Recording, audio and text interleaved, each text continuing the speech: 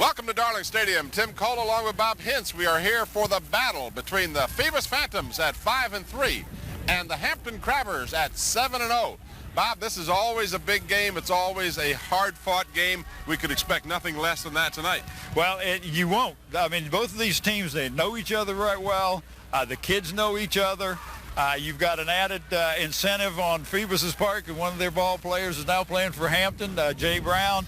So, you know, you don't have to get them up for this game. These young men are going to get up. The coaches are up for the game, but you have two Division V teams that have been at the top of the heap for a lot of years. Phoebus started off, and everybody said, oh, well, this is going to be a down year for Phoebus. And Bill told me, he says, you know, we may take our lumps this year, but he said, watch out for us next year, because I got a lot of kids coming back. So it's going to be a good game, but what you got to worry about if you're Phoebus is Ronald Curry. You know, you can't stop him. You don't punt the ball to him. I know they've worked on putting the ball out of bounds. Kozlowski worked on that, but he says, you know, sometimes the kid just wants to kick the ball and it happened to go to Ronald and they run it back for a touchdown. So, you know, he can hurt you so many different places and so quick. You just can't let that be a downer for you. You just can't slump. You got to pick yourself up and go out. If Hampton scores a couple quick ones, don't let that stop you. Just go out and do what you're capable of doing. The Crabbers on a 33-34 game win streak. I tried to check my statistics before we came on. I've got them somewhere. Mike Teach when you need him. I know they've won 7 in a row this year. Phoebus coming on their own win streak. They lost their first 3 games. They've come back and won 5 in a row. So somebody's win streak is going to come to an end tonight. Now the Hampton Crabbers, led by everything, Ronald Curry, with 19 touchdowns on the season, and he's probably could have scored more. Yeah. Their defense. No one talks about the defense for Hampton, but I was looking at some stats before we came on. 6 of their 7 opponents have scored a touchdown or less. Now, they've only shut out one team, but no one else except Warwick has scored more than 7 points against them. Well, if you look at the teams that have scored, it's not been against the first defense. So, you know, you have to take that into consideration when you're looking at who has scored on Hampton and how many points. We get to watch Warwick next week. They've got a good team. They're capable of scoring some points. But Hampton's got a good defense. They are a quick defense. He's taken Adam Lively, put him at one of the ends. Hoyer, I think, is a great defensive linebacker.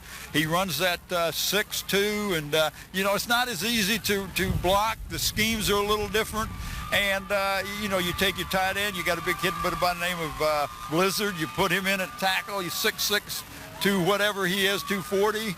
Oh, man, I tell you, you just can't run at him. You know, hopefully there might be a little hole. Maybe you can run around him. I don't know. Well, now, Bill Dee undoubtedly will have some plans to do something about that. He's got 2 pretty good-looking quarterbacks. There's Carlos Campbell and, of course, Kelsey Pierce.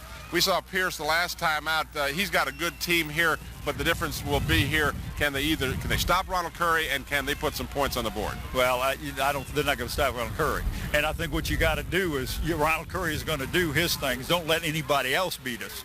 And if they do that and don't worry about Curry and play your defense, don't be cautious, because if you're cautious, you know, you're going to get hurt, you're going to get burned. But one of the things that may be a factor is when I left the house, it was 68 degrees.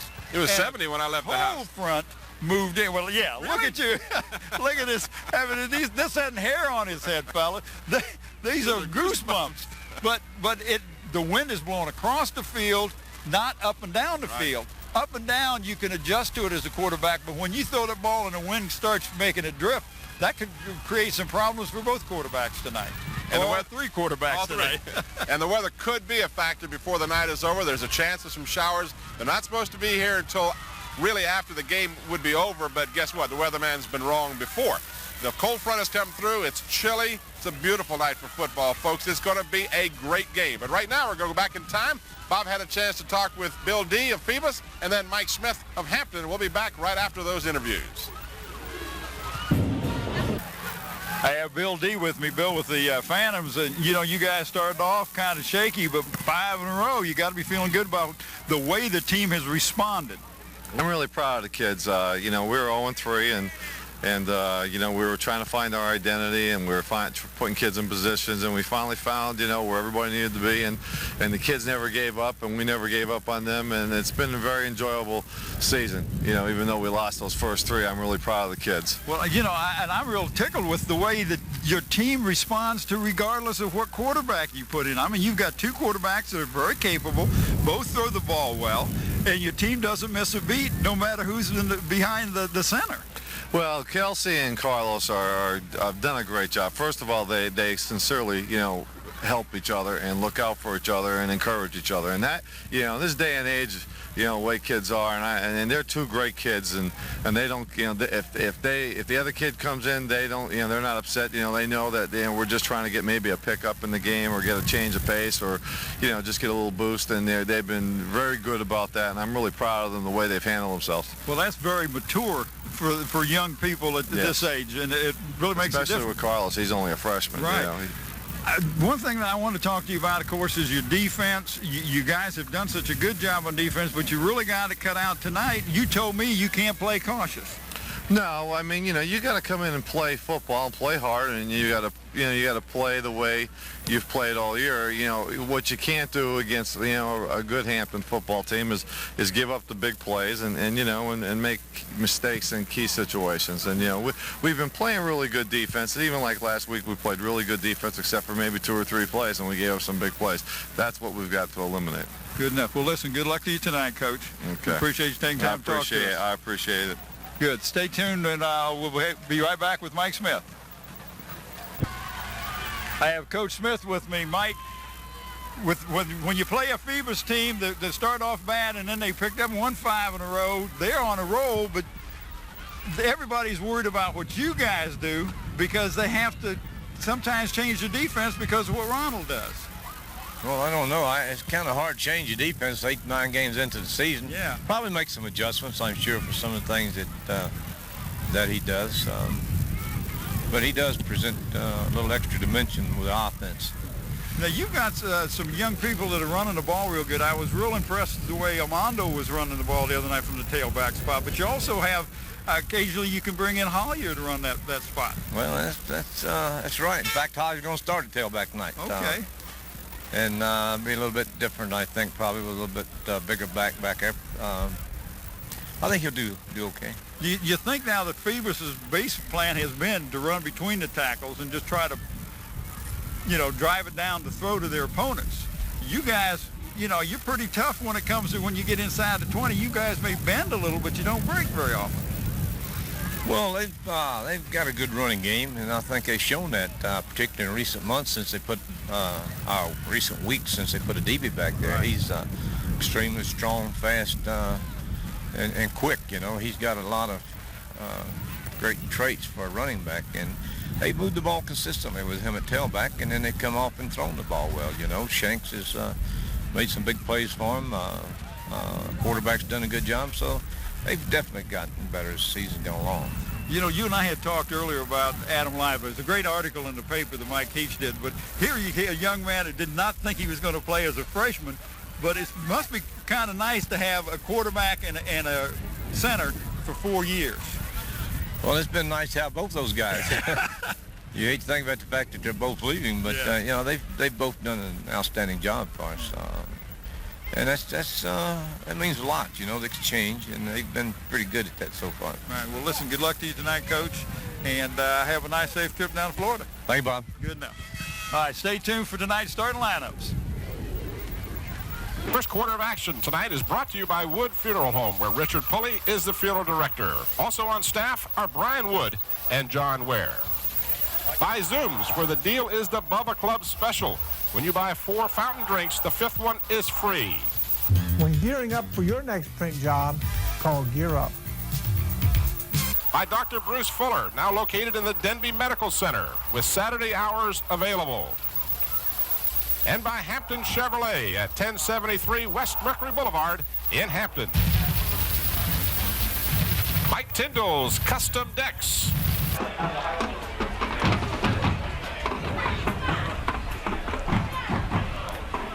All right, back here at Darling Stadium as the captains of the two teams are meeting at the center of the field along with the officials. There you see to your immediate right is the back of referee Richard Rawls, who is microphone tonight. Let's listen in on the pregame ceremonies. I don't think he turned the mic on. Ask me to repeat, and I'll begin to do this for you. Okay? Have to take your first answer. That's the way you right here. The offense is right inning. Mr. Wiggins, the umpire. Be your field judge. Ready to be a line judge. He's like a tag judge. And Gary's the line judge. We had a coin toss on the sideline. Let's go. You want to talk to him? You'll be kicking. You'll be defending. Let's go. Get on with good sportsmanship tonight. Davis is one of the best I'd like to ever see. That was a great game. All right, you could hear a little bit of what Richard Rawls was saying. I think you're right, Bob. I don't believe he did turn on his microphone, but from our camera down there with Ron Baton, we're able to pick up some of the ceremonies. But and that's partly my fault. I should tell the officials when I give them the mic to turn it on during the pregame. Some of them do, like McCullough. We don't have to tell him about turning it on. No, we have to tell him to turn it off is what we have to do. But Richard Rawls, we really appreciate him and his crew doing this tonight. Got a pretty good breeze, as Bob mentioned during the pregame discussion. The breeze is going across the field, but it is, in fact, swirling, so that's subject to change throughout the evening. It would not appear to be a good evening to pass the ball. For that reason, Hampton will probably throw it 30 or 40 times. Because just as soon as you think you know why. You and I have been at a ball game when Mike Smith was on the 5-yard line, and we said, well, you know, he's going to work it out a while, place to get a little room, and first thing you know, he's throwing a 40-yarder. Yep. So don't try to miss or guess what either one of these coaches are going to do. They're going to try to think their opponent tonight, and we're in for a real good game. The field is not in the best of shape. We had a real soaking rain here last night, Tim, and you can see on the bare spots on the screen, and it is muddy out there. Hampton will kick off to the Phoebus Phantoms. A bit of a crosswind, probably, if I had to say, it would be to the advantage of the kicking team at this point. But the ball is going to be really moving around as a result of the wind tonight. So Boonrong has the ball in the air, and it's taken at the 14-yard line. Is that a DB? Looks like a DB. Nathaniel Adibi struggling out to about the 37-yard line before he's pushed back. Tim, there's only about 4 ball players that weren't in the middle of that thing. All right, for the Crabbers on defense, the center is Man, Edwards, and Blizzard. Guard. I'm assuming the guards are Man and Edwards. Blizzard will be one tackle, Green the other. The ends are Hunter and Lively. 44-yard kick on the opening kickoff with an 11-yard return. Hollier and Harris will be the linebackers. Curry and Zarif are the corners, and Ronald Curry is the safety. Out of the I formation, the Phoebus Phantoms from their 37-yard line. This is Kelsey Pierce. Left-handed quarterback throws, completes the pass in the flat and out close to midfield, and then taken down out of bounds just at the 49-yard line of Hampton, but a first down on the opening play from line of scrimmage. Here's the offensive lineup for the Phantoms. The center is right. The guards are Wheeler and Brown. Holly and Simpkins will be the tackles for Bill Dee's Phoebus Phantoms. The backfield, at least the tight end is Estes. Shanks is the split end. The slot is Norwood. The fullback will be McMullen. Adibi, the tailback. And Kelsey Pierce will be the starting quarterback. That was a great move on the first play. Kind of caught Hampton. That was Gavin Walls, by the way, that made that reception. Now the handoff this time goes to number 33, McMullen. And McMullen's forward progress is to the 47-yard line, a pickup of a couple of yards. That was Hollier and Edwards in on the stop for the Crabbers. Phoebus is going to make no pretenses. They're going to come out and they're going to try to score. If they can control this ball on their first series and go down and score, that gives their defense a nice boost. Second down and about 8 for the Phantoms. Double wide receivers to the left. On the delay, this is Adibi, and Adibi has yardage enough for first down at the 38-yard line of Hampton. Well, that was a nice call. That was, everybody was looking for a pass play, and it was a draw. Adibi, hard kid to bring down, and Mike Smith said earlier, good running back, big, strong, brings a lot of different talents to the game. A DB through 8 games has 483 yards on 76 carries. And 2 of those 8 games, he did not carry the ball. Here's the last play we were talking about. The one that went for the first down at the Hampton 38-yard line. Man in motion is Gavin Walls. A DB gets the call. Left tackle is where he runs, and he gets about 4. So the Hampton defensive side of the right-hand side, rather, giving up some yardage on that play. Big number 78, Red Cross coming in for the Crabbers, 6'2", 235. I think he's a little bit bigger than that. When I talk about a DB and saying in 8 games he's got 483 yards, he didn't carry the ball in 2 of those 8, and he only carried it 1 time in the first game of the season. So his almost 500 yards have come in 5 games. Math tells me we're right at 100 yards a game for the big guy. 2nd down and 6 for the Phantoms. The pitch to a DB, and a DB is to the 30. It'll be short of a first down by about 2. Tim, that was going to the weak side of the short side of the field. Everybody thought it was going to come this way. Nice move that time. Good blocking at the point of attack. And a DB, when he gets there, Tim, he is carrying tacklers, and we've seen this all year long with we've seen Phoebus. He'll carry tacklers 2 or 3 yards. Ball is just shy of the Hampton 30. They need to get to the 28-yard line to get a first down. It's 3rd down and a long 2. Kelsey Pierce over center. I formation behind Pierce. Hard count. A DB gets the call. The surge is there. A flag comes down. And he looks like he's short anyway. Yeah, but he did not get enough for the first down, but a penalty flag in the backfield of the Hampton Crabbers. Let's see how they call this one, however. That was Jarrett Green is made a great play on this. This is going to be a holding call against the Phantoms. So the Jarrett Green right in there, number 75, along with number 70. Looks like an injured player on the field, too, Tim. 77, Raymond Mann. That's number 30. That's a DB. That's 33. That's McMullen. Is he the 33 or the 3rd down? Is Kelsey Pierce, is he the quarterback? Yes, he is. Well, it may be him. Or is that him standing there? It's a DB. That's what I'm trying to tell you. It's a DB. Oh, it is? Yeah. Kelsey Pierce is standing there talking to Bill Dee. It is 38. You're right. What a big blow this would be. I mean, you got 3rd and 2, and now you're 3rd and 11. And your big guy is may have sprained an ankle or something. Let's hope it's not serious. It doesn't look very good because he is really favoring that left ankle. So if he goes out, that will be a huge blow to the Phoebus Phantoms' chances to win this game. Oh, my goodness. You hate to see that. You hate to see any young men get hurt. Well, he is slowly trying to put some weight on that, but does not look good right now. Of course, those of you that follow high school ball, Hampton is ranked number 1 in the state. And, of course, they're also ranked nationally. Last I heard, they were ranked 6th. Well, by the USA Today, all the other polls have them number 1. Yeah. Well, the other polls treat it the way I would until they are defeated. They're the reigning champions. That's the way it should be. And there's the man who makes it all click together, Mike Smith and his assistants. We'll get to the coaches and make you aware of all of their names in just a few moments. Well, you're looking for a pass play, but we may see it. Okay, it is. Got a man wide open. Oh, what? But he didn't look it into his hands. Was he open? How did he get so open? That was Maurice Shanks, and he was wide open with first down yardage, but couldn't bring it in and take control of it. I think he thought about where he was headed before he put it away. Watch the replay here. This is going to be from the ground level. Kelsey Pierce throws it beautifully right in the hands, but Shanks couldn't bring it down. Well, he was thinking about what the move he was going to make, I'm sure.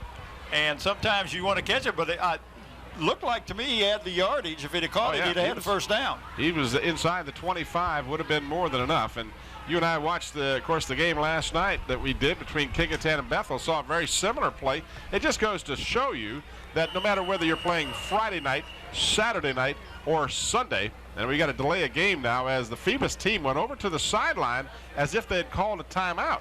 but a timeout has not been called, so they'll mark off 5 yards. And now the Phoebus team looks toward the officials like, wait a minute, I called timeout. What's this about? And now they're going to get the timeout. And while we got the timeout, let me talk about the coaches real quick. For the Crabbers, of course, we have Mike Smith as the head coach, Danny Mitchell, Alvis Mann, Lanny Franklin, Tony Spruill, Tony Carlson, Kenneth Gilliam, Shannon Smith, Adolph Hawkins, Ken Kaplan, Michael Carter, Kevin Carter, and, of course, Diane Limerick is the trainer. For the Phoebus Phantoms, Bill Dee is the head man over there, Greg Navard, Stan Sexton, Greg Day, Bob Sislow, Mike Tyndall, Dick Van Dyke, Jerry King, and John Bryant. And if you heard a little bit about with my interview with Mike Smith, I mentioned about having a nice, safe trip down to Miami. He's been invited by the NFL to go down to Miami this weekend to talk about high school athletics and football in particular, being a successful high school coach that he is. And he says that he'll be at the Miami-Chicago game up there in the skybox. So I said, well, you and I can watch that with our sets. Maybe we can catch him in the action. Billy Everett now on to punt the ball for the Phantoms. Kind of a strange twist of events as they went to the sideline, got charged with the delay of game. Now they're going to kick the ball, and Curry will field it at the 15-yard line. And Curry is going to be stopped for a loss on the return of a couple of yards. So that will go a long ways to boost the confidence of the special teams and the team in general. That was Hostclaw, number 51, who had broke his hand. And if you notice, he's got like a big soft cast on that hand, Tim. Watch the kick. That was great special teams by the Phantoms. My goodness. Right here, Hostclaw, you can see that hand. It looks like he's carried about 40 pounds extra, but it's good to have him back in the lineup. They've missed him for a couple games. 29-yard kick and a minus 2-yard return. Now the Crabbers on offense for the first time. This is Darnell Hollier starting at tailback. We'll get the lineups for you. There you see number 42, of course, a mainstay on defense for Mike Smith, and a number of these players do play both sides of the ball, and of course Hollier would be one of those. Curry is another, and there are many others we'll mention throughout as we get an opportunity.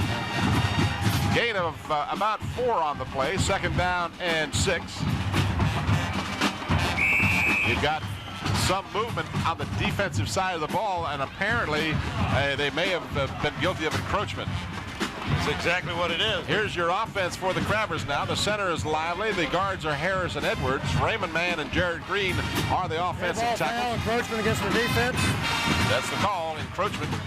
Bobby Blizzard is the tight end. The split end, Jay Brown. Elmondo Curry is the flanker.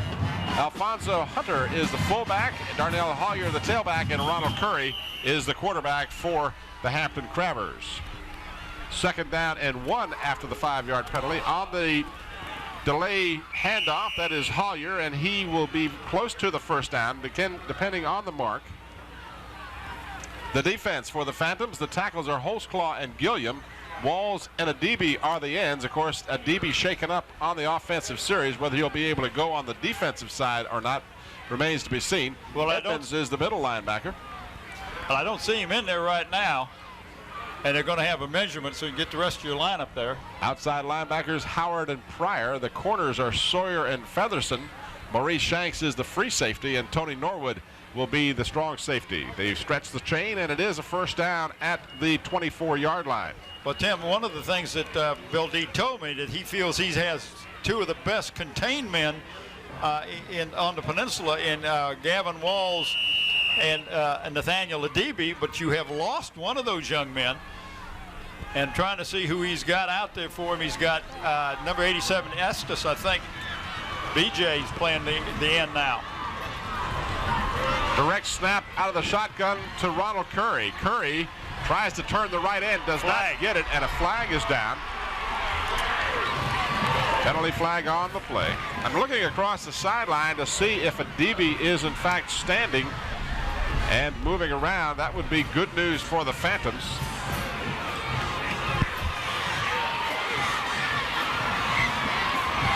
I understand they are rewrapping his ankle. Yeah, he's on the bench, Tim. Watch the replay. illegal procedure against the Crabbers will nullify that play and will cost them 5. They picked up about 5.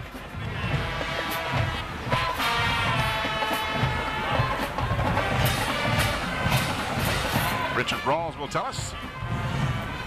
If holding against the offense, will repeat the down. That was not, that was holding, Tim. That was not illegal procedure. No, I thought I saw the signal for illegal procedure originally. There you see Jay Brown, number 10, coming in for the Hampton Crabbers. 7:25 remaining here in a scoreless first quarter. You're watching Hampton and Phoebus. Tim Cole, Bob Hintz, and Bob Killen coming to you. This game videotaped on the 25th of October, 1997. Exactly 2 months till Christmas, Bob. I hope my gift has been bought and wrapped by now. Oh, yeah, we've got it all ready for you. All right. Here comes Hollier. And he is upended at the 25-yard line on a nice defensive play, and it shook up the young man who made the defensive play. That may be Norwood, 15. It is Norwood. Yep. So he put the stick on Hollier, but he paid the penalty, Norwood did, in taking a pretty good lick, and he is also hobbled. So, boy, 2 key players shaken up early in the ballgame. Here's the replay. Watch Hollier just put his head down and run over Norwood, and Norwood took the worst of that. Well, I'm sure he twisted that ankle as he went backwards, and that ankle gets kind of pinned underneath you. So another crucial player. Again, this is a two-way player for Bill Dee, who will be helped to the sideline. And early in this ball game, the injuries are starting to become rather significant for the Phantoms. See, Norwood plays that strong safety. He's now got number 7 in there. Carlos Campbell, the freshman quarterback. 2nd down and 8. Play action. Curry over the middle for Blizzard. Got it! He is still on his feet to the 41-yard line. Bobby Blizzard. What concentration. And a flag down back at the line of scrimmage. That's holding against the Crabbers, so that beautiful pass and catch will not count. What a great catch. We're going to watch the replay again. You're going to see Blizzard just reach out with the fingertips and make the grab. Look at this. Oh, my goodness. No wonder this man is thought so highly as a tight end on the nation's scheme of things. He is considered to be the best tight end in high school in the United States, and that was a perfect example of why. All right, you can see the coaches for the Crabbers not at all happy with that call. Richard Rawls will tell us about it. Holding gets the offense, will repeat the down. So 2 holding penalties on this possession have wiped out offensive drives, and in particular a first down at the Phoebus 41-yard line. Instead, they're back at the Hampton 17-yard line. Well, you got to say one thing about the Phantoms are playing with a lot of confidence on defense right now. Well, you just don't stop a play like that. That was thrown so either Blizzard got it or nobody got it. And Blizzard made a great catch. Unfortunately, that one won't go in his statistics. So the Crabbers go back to the running attack. And that would look like, who was that? That Crawford. Yeah.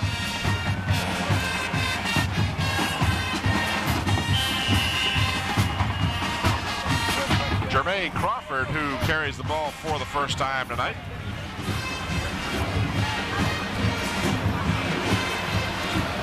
Big 3rd down for the Crabbers. Yep, it should have been a first, but their penalties have really hurt. 3rd down and about 5 for Hampton. Jay Brown comes to the near side. Blizzard split to the right. Over the middle, crossing pattern. Jay Brown has got it. He's got the first down across midfield to the Phoebus 46-yard line. And you know what? The defensive man gave him that inside. It was set up perfect for the play that was called. How do you prevent that? I mean, on a slant like that. I mean, he was playing him on the outside shoulder, making him go inside. And if you've got that call, that falls right into it.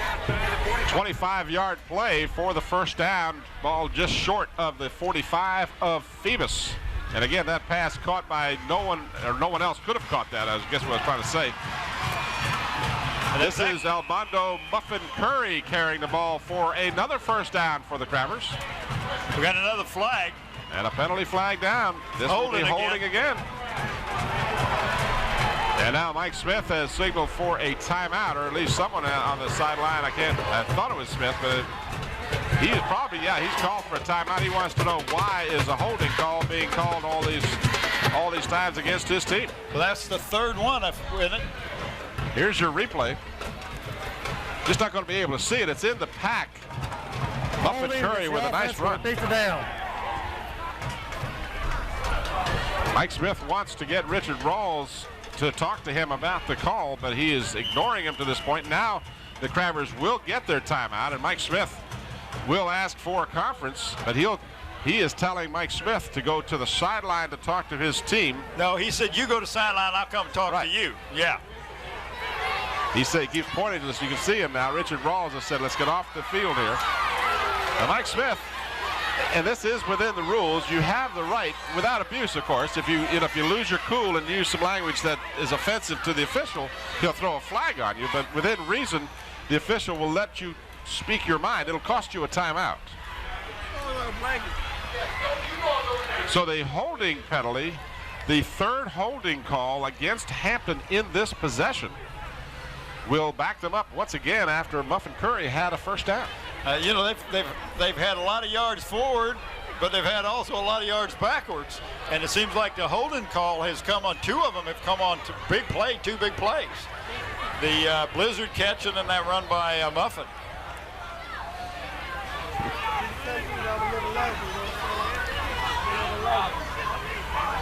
Now we're going to bring Muffin on this side, and Jay Brown's going to the top of the field. Go to the top of your screen. First down at 18. This is a direct snap to Curry, and Curry tries the left side just for maybe a yard or two. Again, good defensive pursuit on the right side of the Phoebus defensive line. Clock moves here with 4:50 remaining in a scoreless first quarter.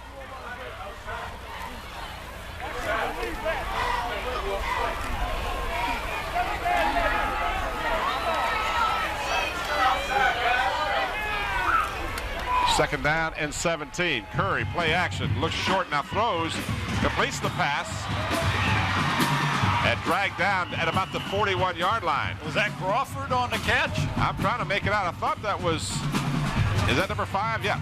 So that is Crawford, Jermaine Crawford. Makes the catch. He got hit, Tim, but didn't go down right away. Make a nice go watch this. Here's your replay. Right here, boom, gets hit, but got a pretty good stick from Ja'Cory Dennis, but that did not bring him down. He picked up about 5 after the initial hit. And that brings up a third down and 5 at the 40. The Crabbers need to get to the 35-yard line of Phoebus to register the first down. That was Gavin Walls that made the tackle. The pitch to Hollier, and Hollier has the first down at the 32-yard line. And no flags. No flag. So the Crabbers get a fresh set of downs after the first down by Darnell Hollier. 3:39 remaining here in the first quarter. Neither team has been able to score in this opening stanza. Crabbers have their best penetration in Phoebus territory at the 32. This is Crawford, and Crawford maybe a yard at most. Well, there was a trap play, but it was defense perfectly. The hole just did not open. Estes is in there at the bottom of the pile. Who is that? Number 67. Austin Gilliam, 5'8", but Tim, he's 210, and he just plugged up that hole.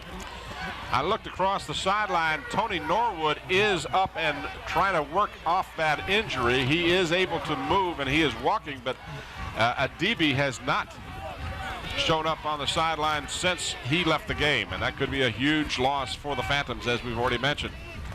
This is Hollier, right side. He cuts across the middle. He's got yardage for the first down at about the 15-yard line of the Phantoms.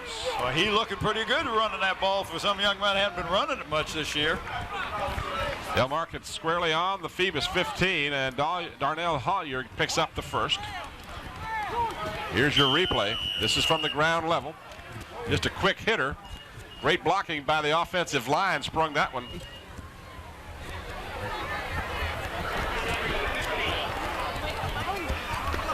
Nice crowd on hand tonight. Hollier now 5 carries for 40 yards here in the first quarter. Hampton side of the field, as usual, is filled. They are celebrating homecoming tonight. And Hollier celebrates with a 5-yard pickup to the Phoebus 10. Tim, he not a whole lot of finesse with his run. If you're in front of me, I'm going to run over you. Well, he's getting some good blocking. Yes, he is. On that left side of that Phoebus line, he's got Jarrett, 75, as the tackle on that side.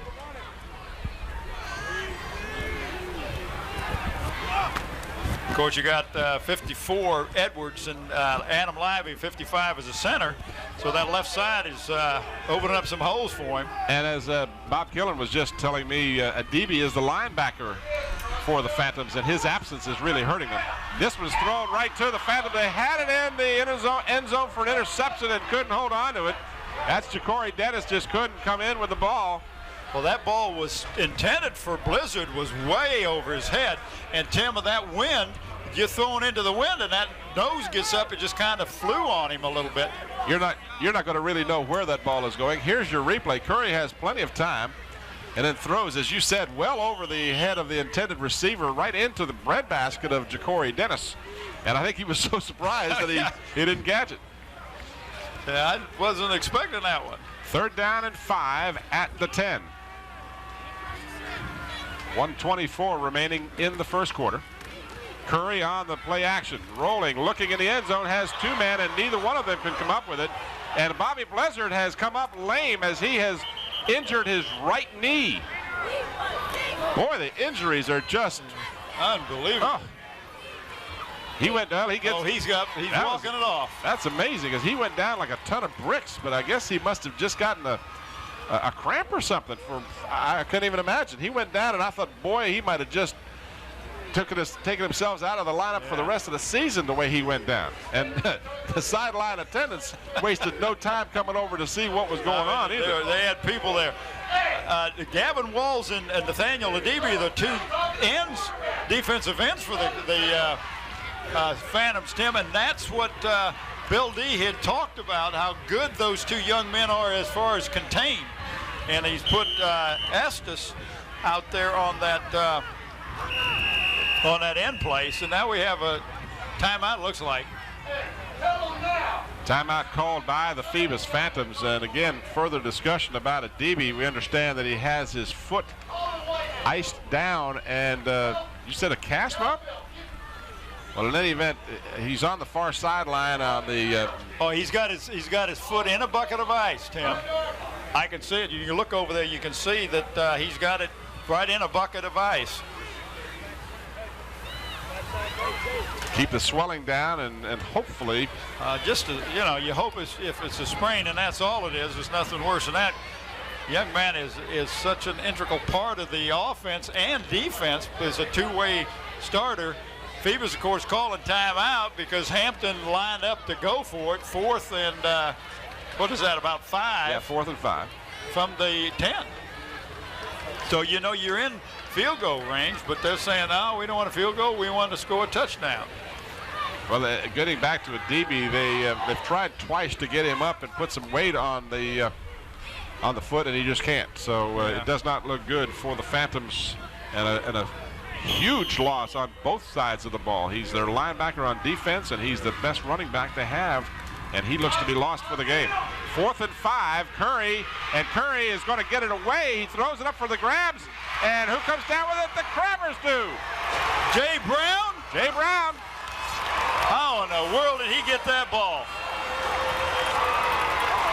How did he catch that ball? Come on now. There goes Jay Brown. Unbelievable. Well, not only that, but how did Ronald Curry even get the ball off as he was in the grasp going down and just, well, what the heck? He threw it into the end zone hoping his player would come up with it. Well, and the big kid, Blizzard, was in the vicinity, but Brown went up and took it. So now the Crabbers will try the PAT. This will be Boonwrong. Jimmy Boonwrong will be on to try it. Well, they moved the ball over a little bit. If you notice, it's not direct. And I know Jimmy says, hey, I need a place that when I kick it, I don't want to fall on my posterior.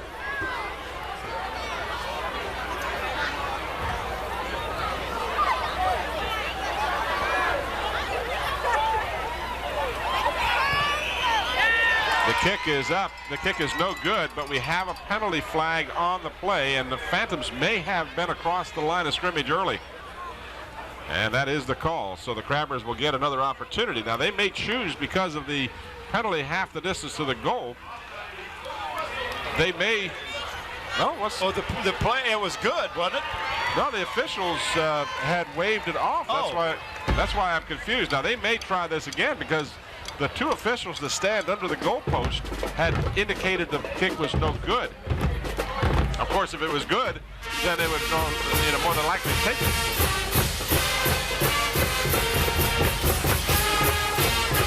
So they're waving the team back on. Come back on.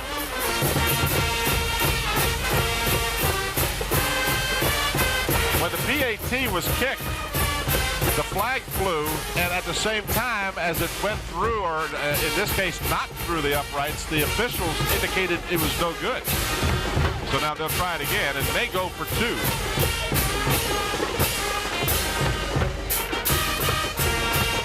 I'm not sure, we haven't heard yet whether or not we have a replay of the touchdown. I suspect we do. All right. Now Mike Smith again talking to Richard Ross. We got time, go ahead. Here is now watch, Curry's going to come right towards you, being chased, and here he's going down, awkwardly throws it up, and there's Jay Brown. He beats the Phoebus defender. That's Campbell. Carlos Campbell, to the ball, and comes up with the touchdown. Now, Great Pryor had him around the waist. You just, like I said, you throw it into the other team's end zone. What's the worst thing that happens? Generally, they'll intercept it and get it to the 20. They were going to get it anyway because it was fourth down. Yeah. Well, they would have gotten it.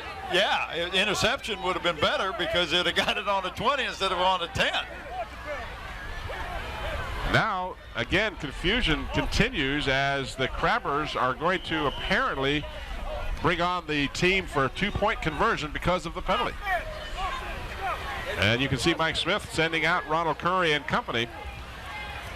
That penalty should move the ball. Now, they haven't moved it yet, but it should be moved half the distance to the goal line.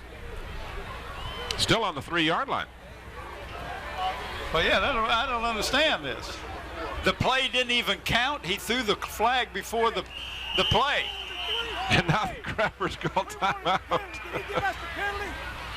Now you can hear maybe you can hear Mike Smith. We want the penalty. Did you give us the penalty? And as I mentioned, they haven't moved the ball from the 3-yard line, which is where the extra point try would be from, or 2-yard line. It looks to be even further out. It looks to be at the 3.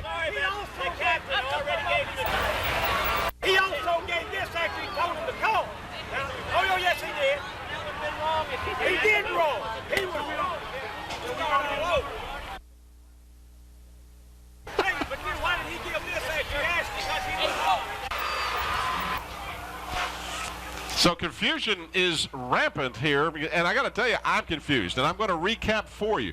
When they went for the extra point try, a flag flew, the ball was kicked, and the two officials indicated the kick was no good. Okay, then they trotted off the field, thinking that there was a flag. You got to move the ball, right? I would assume you have to. The two officials indicated very good. The head official indicated good. And then we're being told now that the two officials who would be the ones that would call the ball good or no good indicated no good, but the referee said it was good. So now they're... And then why is the ball not moved forward? I can't even tell you, unless the play never even got off for some reason. I don't know. But it's academic now because Darnell Hollier has walked into the end zone for the two-point conversion. So finally, I'll tell you the truth, Tim. This is bizarre because if there was a flag and there was no play, why not, if you have a flag, the you ball don't should mark it off? It would have marked off half the distance. Yeah. Some of them was confusing. Well, it certainly was. And Smith has got a good point. You know, one said it was good, two said it was no. It was a penalty, so okay, we're going to take the penalty, and then we still have to go from the 3-yard line. Well, there's one for the books. Well, finally, after about a 15-minute delay in the proceedings to kick the extra point or to run the 2-point conversion, it finally has happened. Hey, Christmas.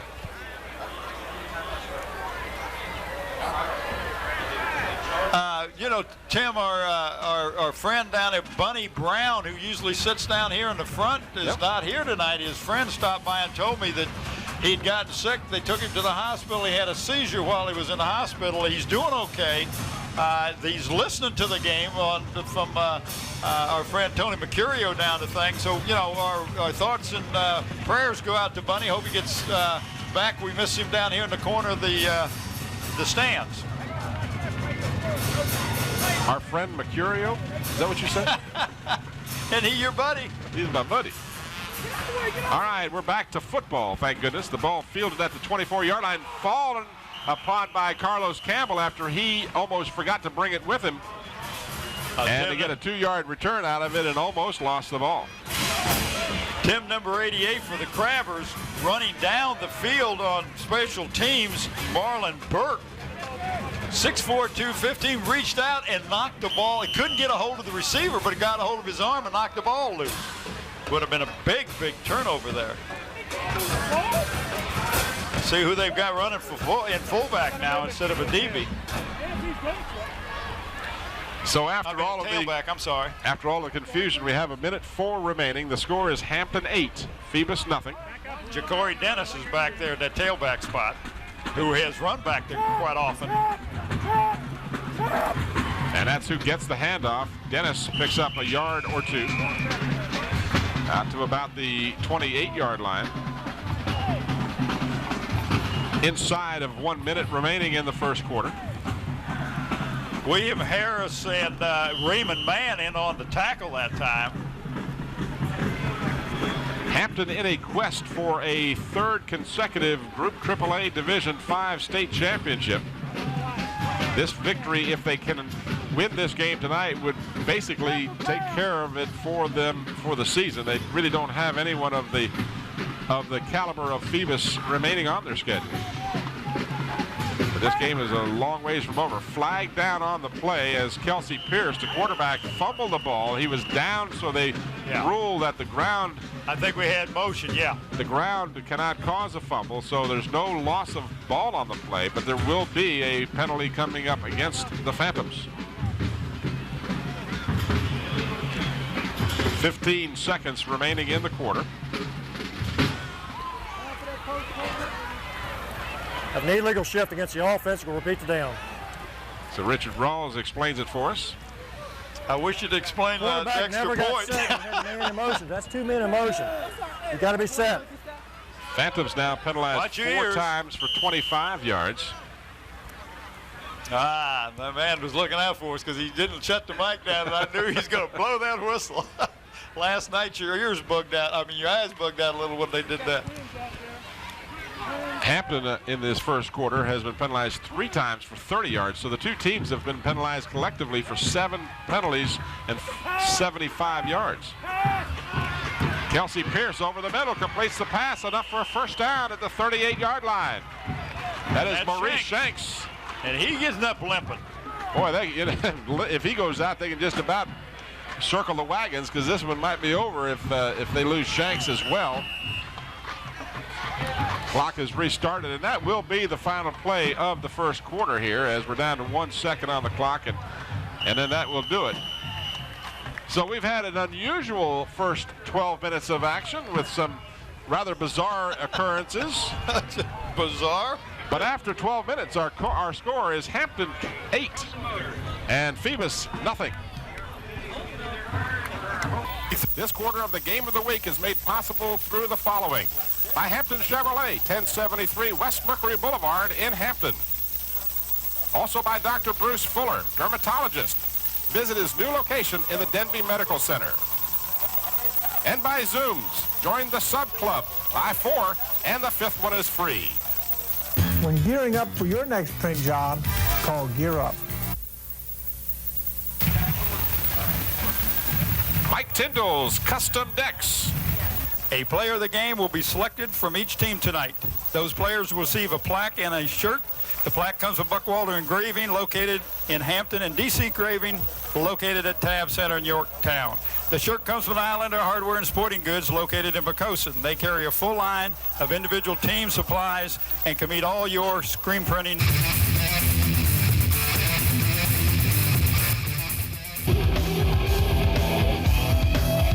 Ready? First and 10 for the Phantoms at their 38-yard line. This is Dennis, Ja'Cory Dennis, across the 40 for about 3.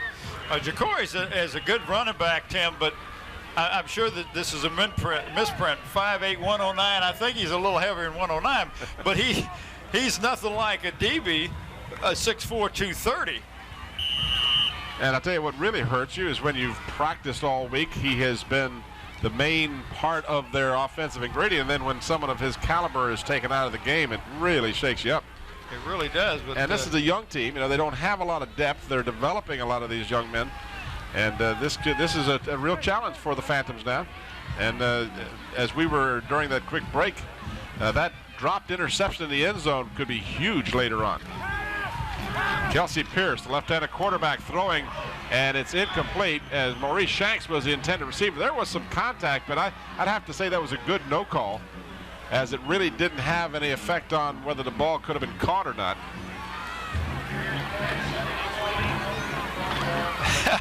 And that's Adam Lively, number 55. He plays that end, and on a passing situation, he drops back into the flat, and he was back there helping coverage that time. 3rd down and 7 for the Phantoms. Second quarter just underway.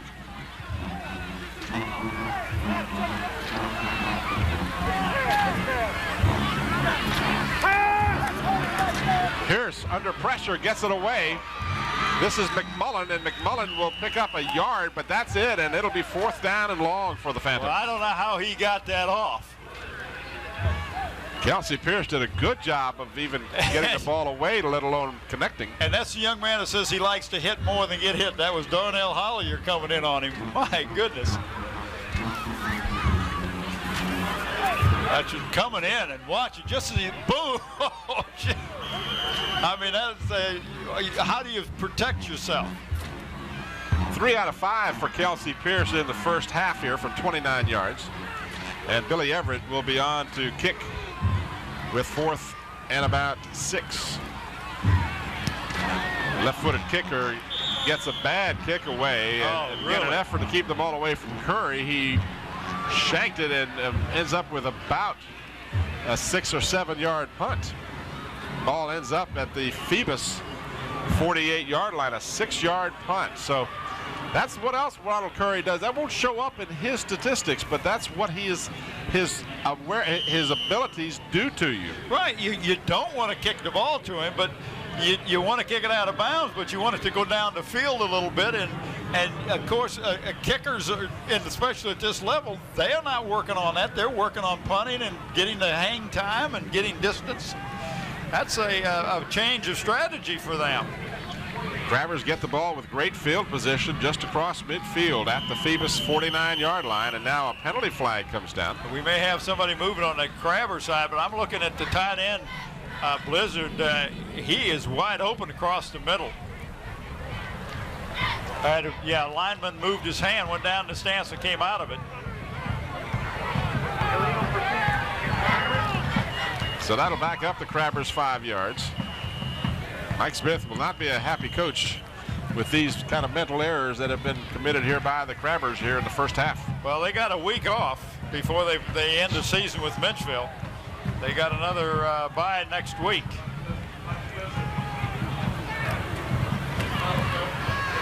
Ball comes loose. It's still loose, batted around. Nobody's fallen on it yet. Let's see who came up with it. They say Phoebus has it.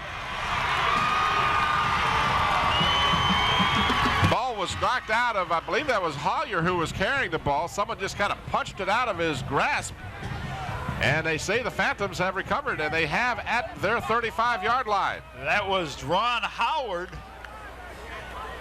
number 16, who come up with the ball. Is that Opie? Opie. See if we can see what happened here. He was just tripped up, and it just bounced out of his hands, and the ball was up for grabs, and the Phantoms came up with it.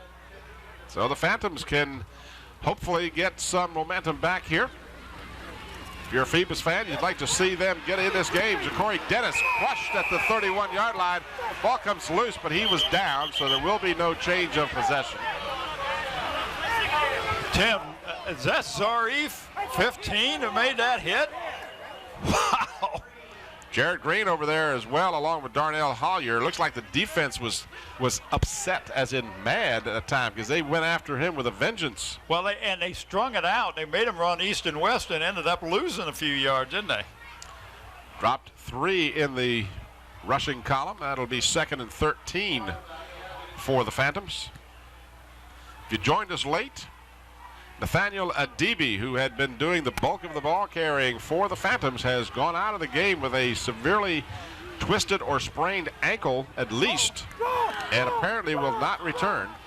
And his loss will be probably a huge loss for the Phantoms, as Ja'Cory Dennis, who was not doing that much rushing, got the call again, and he was stopped for no gain. Man in on the tackle that time. Great job of not letting that draw play fool you.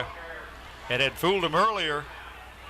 Ja'Cory Dennis on the season coming into this game, 22 carries for just 66 yards. So he's been used sparingly, and so far he's carried 4 times and has no yardage accumulated at this point. We have Walls and Shanks both down at this end of the field. Kelsey. Pierce throws, and it is up for grabs, almost picked off. The intended receiver was Maurice Shanks, number 88. That was Zarif again on a, almost picked it off.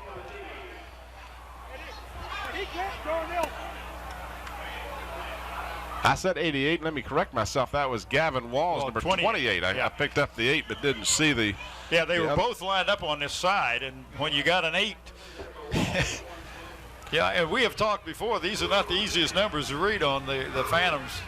Billy Everett will be standing back at his 15-yard line, gets a high snap, but a little rush from the Crabbers, so he'll get the kick away, and this will be returnable. And Curry touched the ball. It's up for grabs. That ball is a live ball, and the Crabbers fall on it and get possession, and Ronald Curry is down and slow to get up. He may have hurt his hand diving, Tim. So that was number 74 for, was that man that came up with the ball for Hampton? I believe so. No, I'm sorry, that's 74 Southern. I'm sorry. Southern. But Ronald Curry is down, and Diane Limerick is attending to him. See if we can watch this again. Now you're going to see what it looked to be a high snap, but the ball came down. Everett got it away, and Curry right here touched the ball clearly, and then in an effort to go after it, may have had his hand laid upon. It looked like the young man who went after it might have landed on his hand, and if that's his throwing hand, boy, what a loss that would be. Yeah, talk about crucial injuries, as the crowd on the Hampton side has just totally come to a hush. That was a 41-yard punt. We're going to return to Darling Stadium for the conclusion of this first half after this brief timeout. So many times during his career at Hampton, we've seen Ronald Curry shaken up, and you know, you think, well, boy, that's it. He's going to be out and whatever, and miraculously he has come back before. But this is the most difficulty I have ever seen him suffering as a result of being shaken up on a play. And it looks like it's his left hand that he's holding.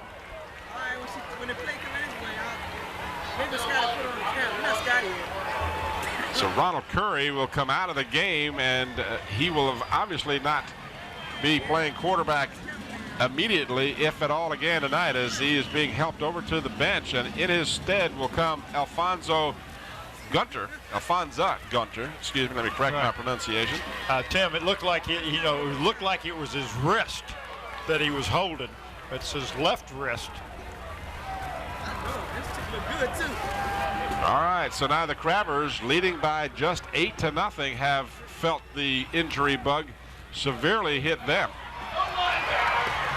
This is Hollier. Darnell Hollier, enough for a first down, a gain of 11. I tell you, that young man is stepping it up.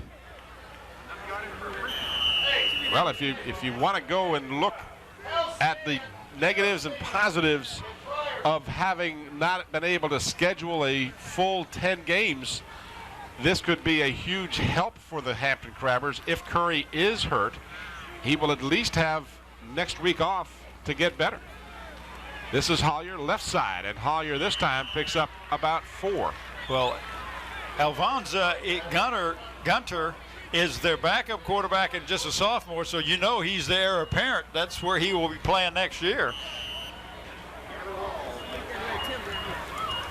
And let's not put Curry out of the game permanently at this point. Oh, no way, but you know, it didn't look good coming off. And he's sitting down with Diane Limerick right now. 9 carries for 64 yards in the first half for Darnell Hollier, playing a position he doesn't know, and that's fumble. Lost the ball. Ball is lost, and the Phantoms have come up with it. So the turnover, that's the second time in this half that Darnell Hollier has lost the football. Well, that was not, he didn't get it on the handoff. It looked like the exchange was not good. Big break for the Phantoms. There you see Ronald Curry being attended to. Mike Smith over there and Diane Limerick, the longtime trainer with the Crabbers, also looking at him. And he is in some agony. He really is, and that means they don't have their safety out there either. And now an official's stoppage of play. It looks like, well, now Richard Ross marks the ball ready for play. Been a half of bizarre incidents. And now the Phantoms get up to the line of scrimmage. We got Walls and Shanks at the top of the screen. Kelsey Pierce throws, completes the pass at the 37-yard line, and nothing more after that. Catch was made. Big Bobby Blizzard in there to make the tackle that time. He just wrapped him up, said, "You'll catch it, but you're not going anywhere." You know, I'm starting to wonder if Curry might not have separated a shoulder. They were trying to get his jersey off and have now given up on that possibility. Second down and about 7 for the Phantoms. Pierce wants to throw, and he has it picked off. This is Muffin Curry trying to get some blocking along the near sideline. He's got some speed if he can turn the corner. If he can keep he might go. One man has the angle on him. And Curry is in the end zone for a touchdown. He almost went down when he intercepted the ball. Whoa. He did the splits. As you mentioned, Bob, that field is rather wet and muddy. Almost, if his knee would have touched him, he'd have been down there. Exactly. That had to be, what, about a 98-yarder? He intercepted it at the 5-yard line. That'll be a 95-yard interception. Watch the replay. Right there, almost went down. Nice cutback here, picked up some good blocks. Right there is a good block, another one right there, and then outruns that young man. Watch this, though. He's just about to be caught. The angle was there, and all the way downfield was number 77 for the Crabbers. That is Raymond Mann. I tell you, that young man ran the length of the field to try and block, and he's no little guy. He really impressed, kid. This is 6'2", 215, just a sophomore. I don't know where these guys come out of the woodwork, but they do. These are the type of players that Hampton continually has playing for them. We have, I think, illegal substitution. There may have been 12 men on the field for the Phantoms because there's a flag in the end zone. Ronald Curry is having his jersey removed on the near sideline so they can get a better opportunity, and that's no small task. If you've got a shoulder separation. Dead ball foul, illegal substitution against the defense. We'll retry.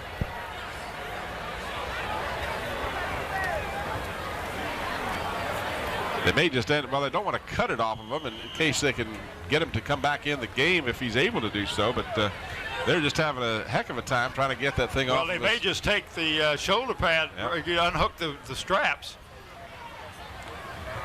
So Boonrong on to try the extra point. It looked like the Phantoms were across the line a little early, but I don't see a penalty flag, and the kick is good. So the 95-yard interception by Muffin Curry, Ronald Curry's cousin, gives the Crabbers a 15-0 lead now with 6:02 remaining in the first half.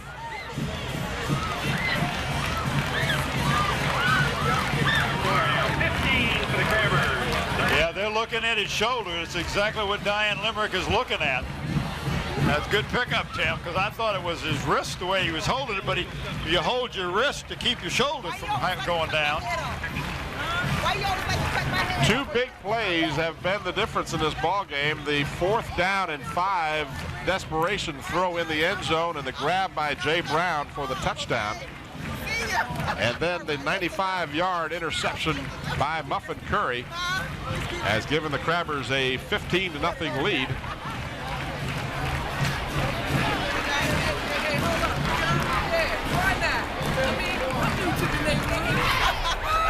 Quite honestly, Bob, as much as Ronald Curry has done on the football field in 4 years for Hampton, to have not suffered any kind of injury of any magnitude is miraculous, considering how devil may care he plays. Well, and you got a good point there, Tim, but you also need to understand that there are 10 other young men out there that are also very capable, maybe not at his caliber, but are also good ball players, and you'll see them like this there. They're going to step up and do something a little extra tonight. Oh, and you and I have talked about this on the air a number of times, and I don't want to get hung up on that thought. This is not a one-man team. You don't win football games with just one superstar. This is a team of good players. But Ronald Curry is clearly the class of the team. But you're right. The other players will step it up, and you will see more effort, if you will. There you see Curry being attended to. Looks to be his left shoulder and he is clearly in pain. Oh. 43-yard kick for the Crabbers and a 13-yard return. Mike Smith clearly concerned about his ace quarterback. Well, Tim, you know, they got a week off, and then they got Menchville. And then they got a week off before the playoffs.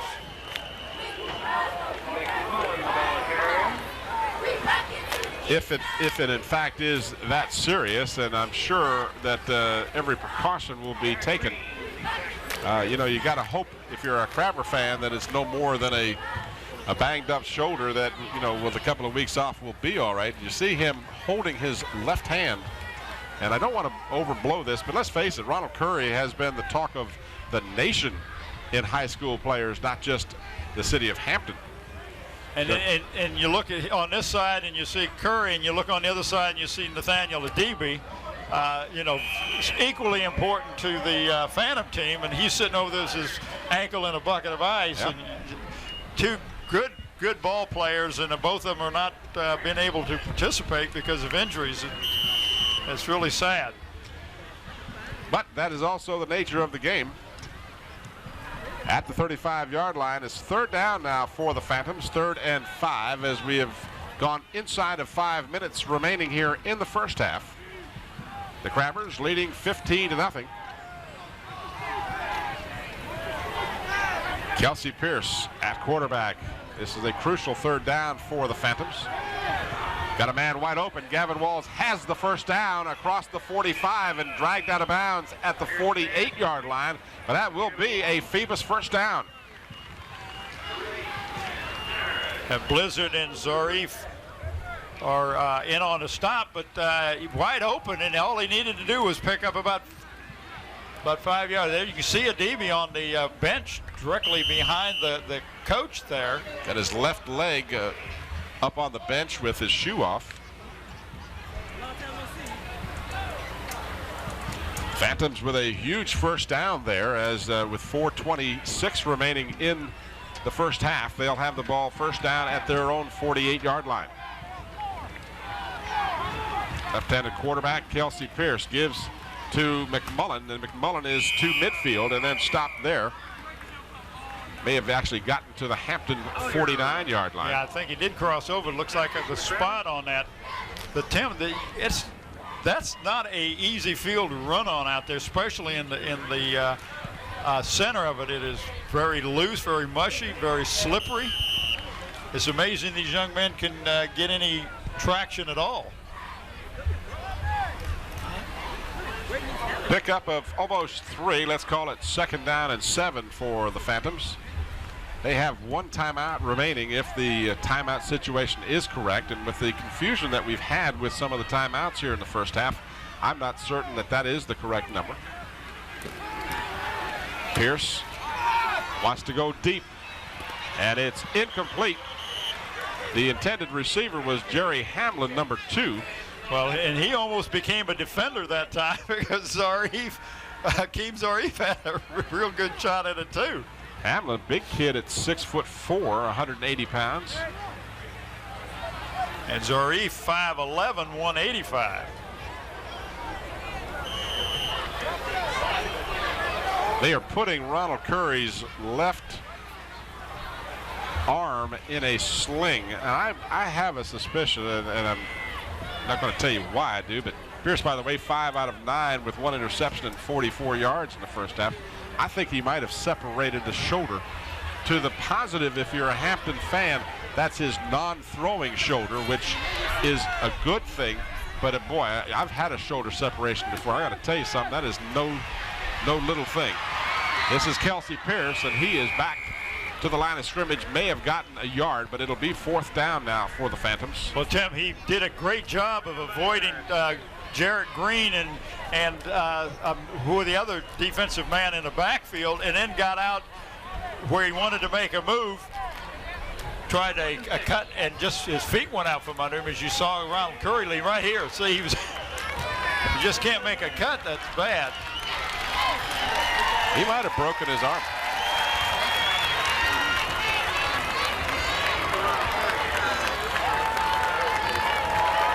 The Hampton fans applauding Ronald Curry as he is leaving the field. They know his importance to this team. And they also know what a great young man he is, too. Yeah. So the kick is a very effective kick as Billy Everett backs the Crabbers up inside their 10 at about the 6. A 42-yard kick. But just as importantly, they kept it from rolling in the end zone. So the Crabbers will be in the shadow of their own goalpost with 2.5 minutes and some change remaining here in the first half. Well, that was our buddy Maurice Shanks.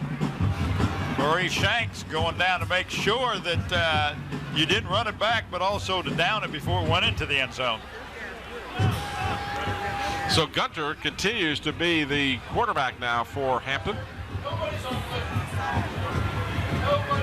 Split backfield, and Gunter just keeps the ball and almost broke it as he was grabbed by the ankle. An ankle tackle there that saved what might have been a big gainer. That was Larry Devers, the big kid, 5'10", 235, another sophomore for this Phantom team. Got hold of that like it was a ham bone, and he wasn't going to give it up.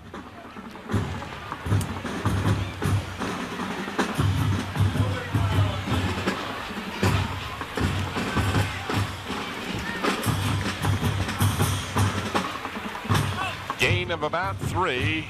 Second down and about 7 for the Crabbers.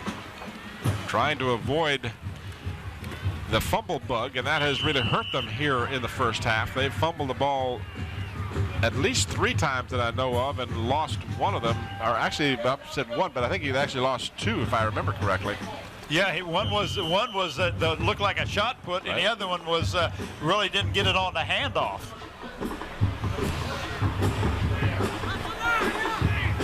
We've seen some strange things last night. Remember that ball that was thrown and it went backwards. It looked like that drive I hit. I mean, 3-wood I hit the other day. Ball hit some player's shoulder pad last night and bounced 15 yards back towards the man who threw it. And now Gunter has to call timeout as he's up at the line of scrimmage with 3rd down and 5. I think they tried to draw him offside, Tim, is what they were trying to do. And that's when you got your team prepared.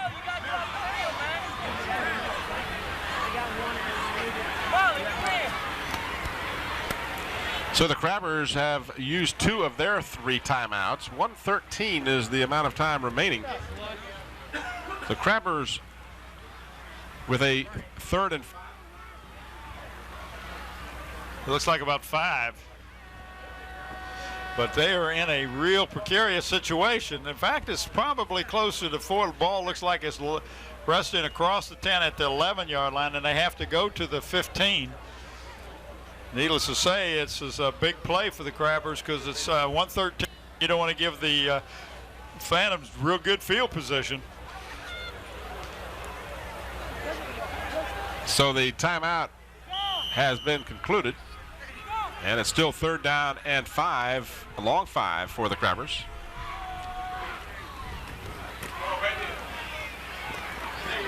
Still driving and very close to a 1st down. Depends on the spot. Yep. Depends on where they marked his knee down, and they're going to move the ball back on the other side of the 15, and that will make it short of the 1st down by a 1/2 of a foot. And that was Crawford on the carry that time. They needed to get across the 15, and the mark. They're going to measure, I think. Oh, you know they're going to call timeout. He was going to call timeout to reserve time. There you go.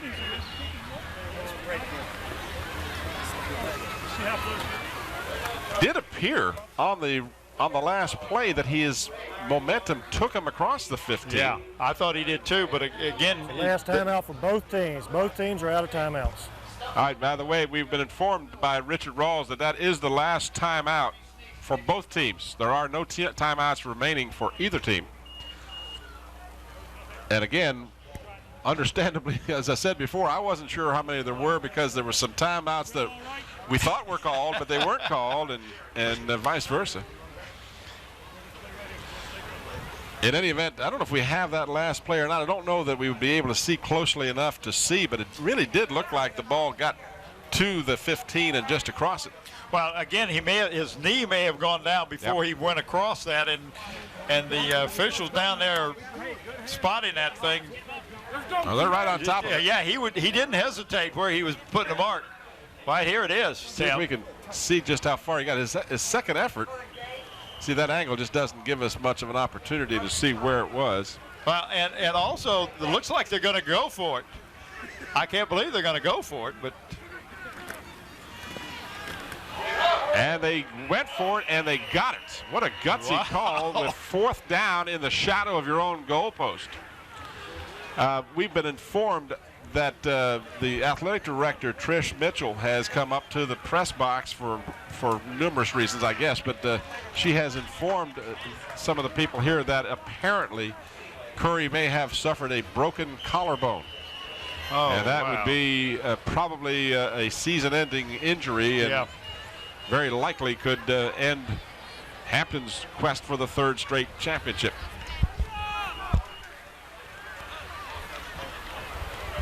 Crawford got the 1st down on a 4th down and inches. Gutsy call, Tim. Because, I mean, you slip in the backfield, you fumble on the handoff or whatever, now you got a dead ball for delay a game. But at this point, neither one of them have. You just snap the ball and go on your knee, and that's it.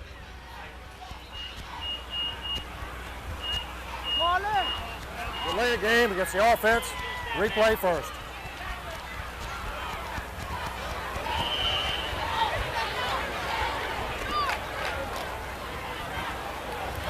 So the Crabbers with a first down now and 15. But again, neither team with any timeouts remaining in just 15 seconds. You have to think that the Crabbers will be conservative here, and they will be. Gunter will simply take the snap, take a knee, and that will wind off the clock for the balance of the time remaining here in the first half. So we have played 24 minutes at Darling Stadium, and a very subdued Hampton crowd now getting to their feet to applaud the efforts, but you got to know everyone in the stands who's a Hampton fan has got to be greatly concerned about how serious the injury to Ronald Curry is. We're at halftime. Our score, as you see it, Hampton 15, Phoebus nothing. We'll return with the third quarter of action after this brief timeout. 20 minutes. A player of the game will be selected from each team tonight. Those players will receive a plaque and a shirt. The plaque comes from Buckwalter Engraving, located in Hampton, and DC Engraving, located at Tab Center in Yorktown. The shirt comes from Islander Hardware and Sporting Goods, located in Poquoson. They carry a full line of individual team supplies and can meet all your screen printing needs. Channel 5 would like to thank the following corporate sponsors for their support of the second half of tonight's game. Stallion Brothers Heating and Cooling. They answer the phone, and there's never an overtime charge. By Hampton Chevrolet, 1073 West Mercury Boulevard in Hampton. Also by Dr. Bruce Fuller, dermatologist. Visit his new location in the Denby Medical Zooms, home of the Bubba Club and the Sub Club, where you buy the fourth and the fifth one is free. When gearing up for your next print job, call Gear Up. Mike Tyndall's Custom Decks.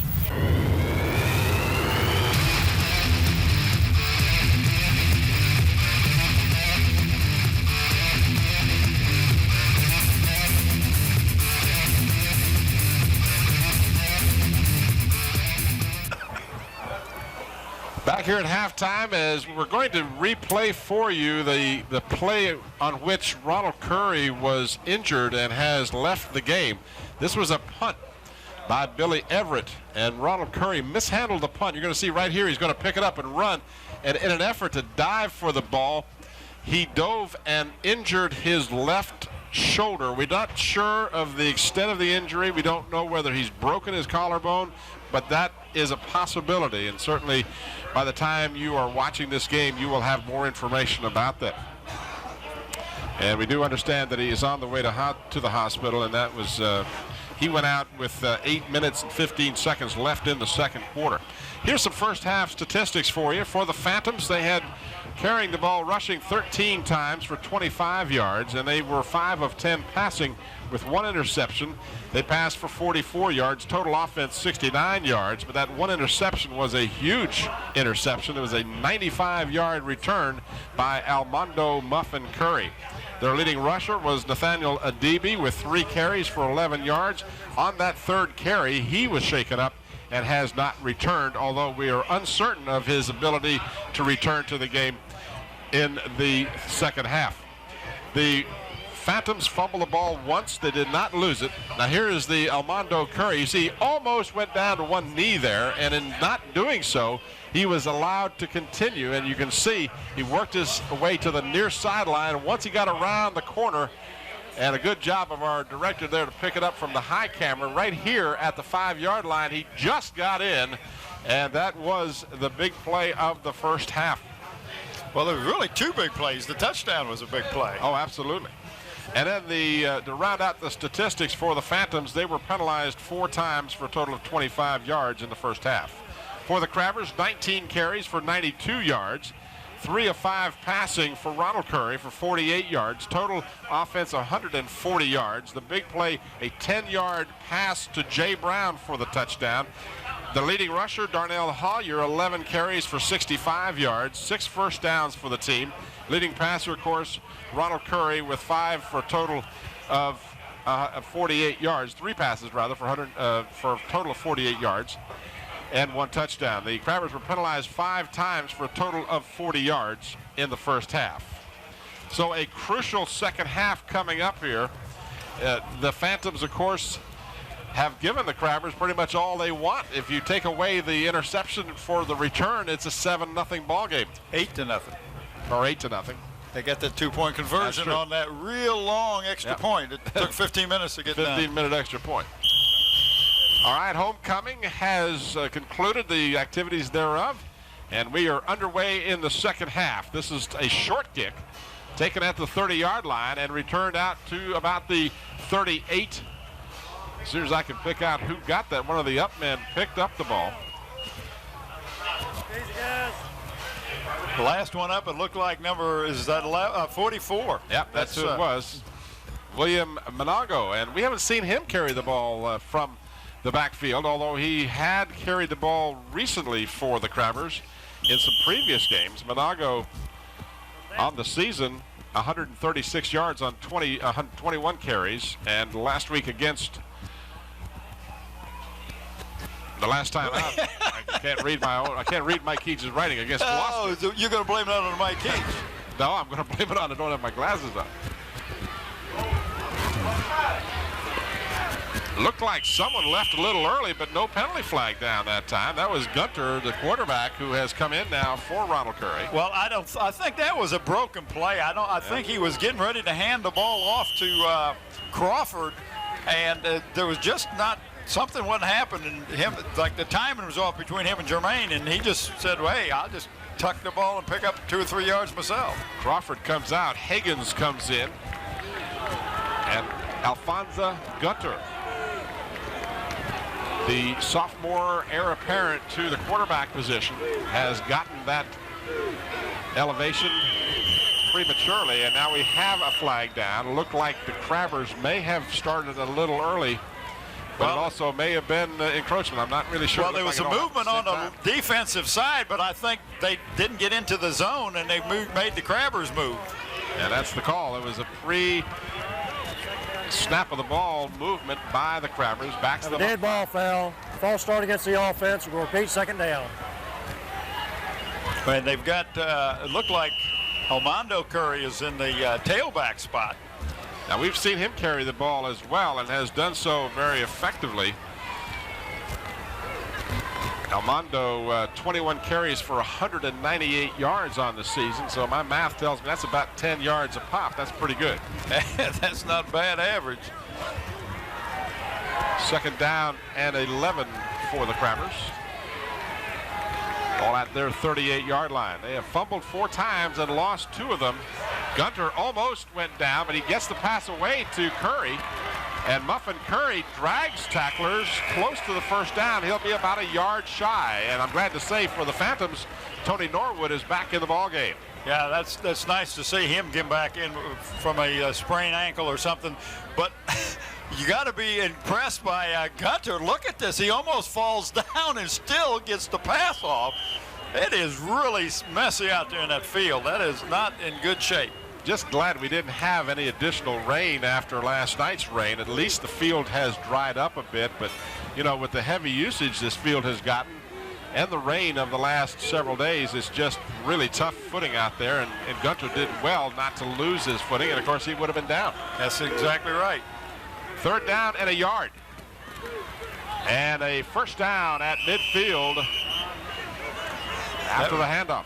Nothing fancy about that play, just straight ahead, good head-on-head blocking, and who was that that carried the ball? I'm still trying to pick out the number.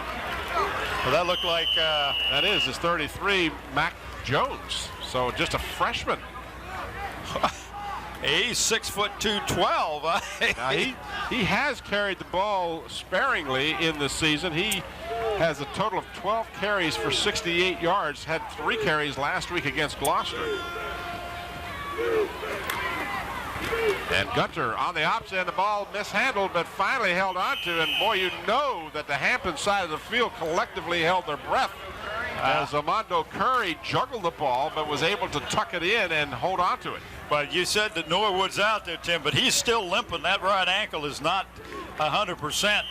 He was in on the tackle with Curry, helped Curry out.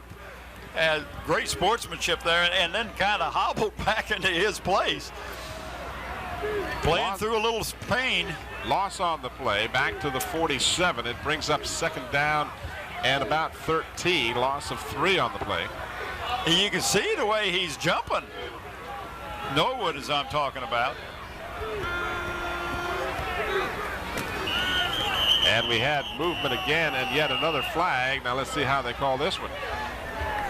So often when you get a new signal caller in there, and Gunter is not the regular quarterback, obviously, you're going to have a different cadence, and it's causing the offensive team some problems. False start against the offense. Repeat the down. So a second illegal procedure penalty on this possession backs them up again. So the Crabbers, not the well-oiled machine we're used to seeing with Curry out of there. That's their 7th penalty for a total of 50 yards in the ballgame. 8:20 remaining in the third quarter. Hampton 15, Phoebus nothing. I'm Tim Cole along with Bob Hintz, Bob Killen, and the entire Channel 5 crew here at Darling Stadium, celebrating homecoming for the Hampton Crabbers as they look to extend their win streak for this season to 8 games.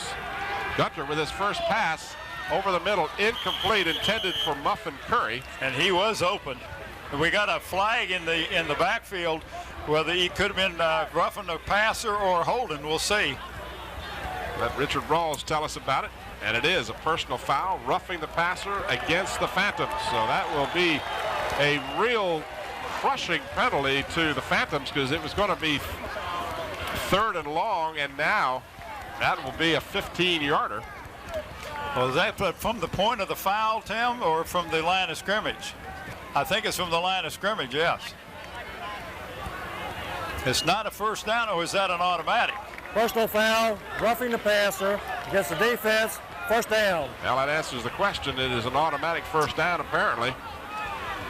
It's not enough for the first down.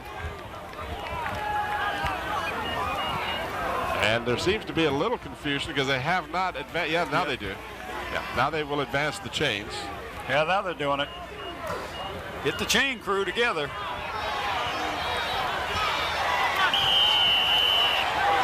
See if we can pick up the roughing of the passer infraction here. No, can't see it as he released the ball and just didn't get a chance to. Flag down again. And this is Gunter, the quarterback, wrestling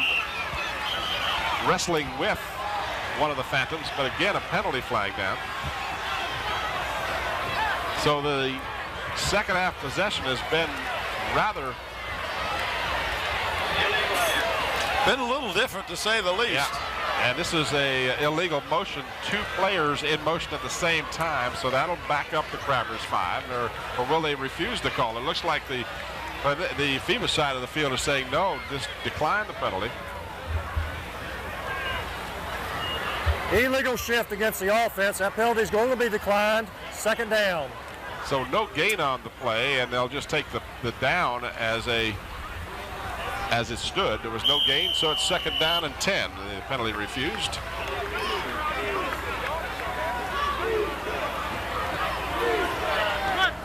You joined us late. The Crabbers scored with a 10-yard pass from Ronald Curry to Jay Brown. Extra point, 2-point conversion, I should add, was done so by Darnell Hollier. And then the other score, a 95-yard interception of a Kelsey Pierce pass returned by Armando Muffin Curry. And the extra point by Moonrong was good, and that's where we stand right now, 15-0, with 7:12 left in the third quarter. Hampton trying to wear the clock out and keep the ball in their hands. The old adage, if you've got the ball, the other team has a tough time scoring. Well, and not only that, if you can keep the clock running, the other team, you shorten the game, and the other team needs 2 scores. Third down, a crucial third down, and about 8 for the Crabbers. Gunter rolling, looking, throws long. He's got a couple of players in the area, but again, overthrows the intended receiver. Looked like Muffin Curry was out there along with Bobby Blizzard. The intended receiver looked like it was number 88, yep. Burke, Tim, but Bobby Blizzard was wide open, and Gunter just didn't see him. So now we got a new punter too, and Hollier, I didn't know, has he punted it all this year? He has. The team has punted a total of 3 times in 7 games and almost a half of a third quarter.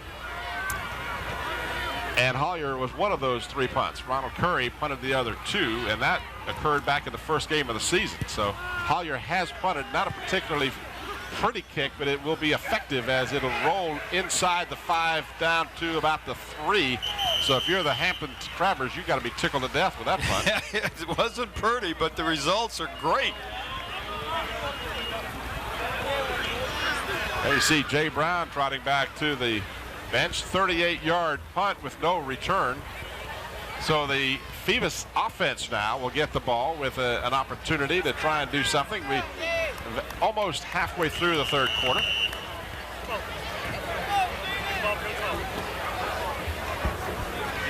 Two marquee-type players, one for each team, has been sidelined by injury. Adibi is out of the game at this point, at least, for the Phantoms. And, of course, Ronald Curry out for the Crabbers.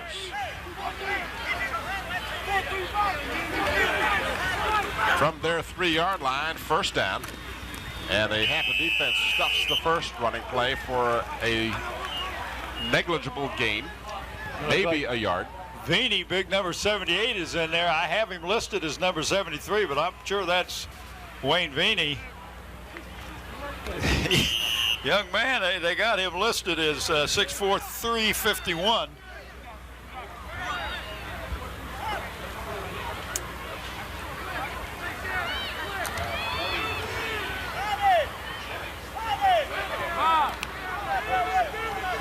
Two wideouts at the top of the screen.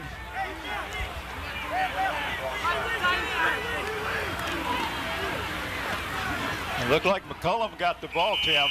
And that's almost like a scrum.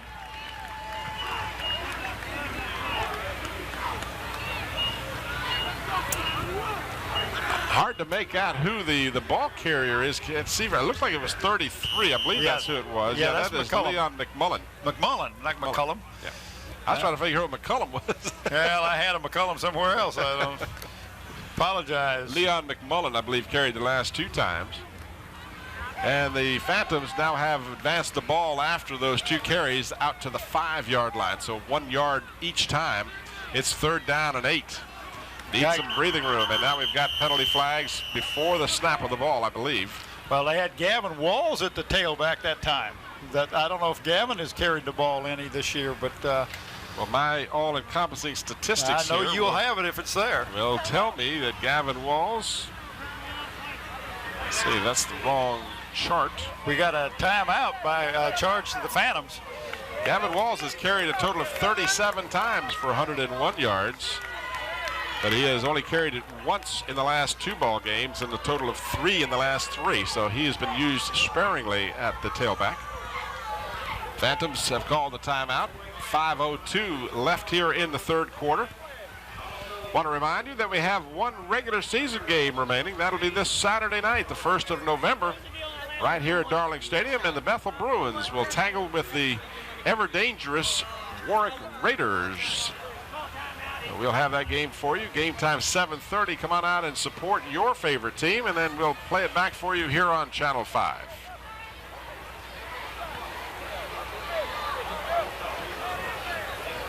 Nice crowd both sides of the field tonight.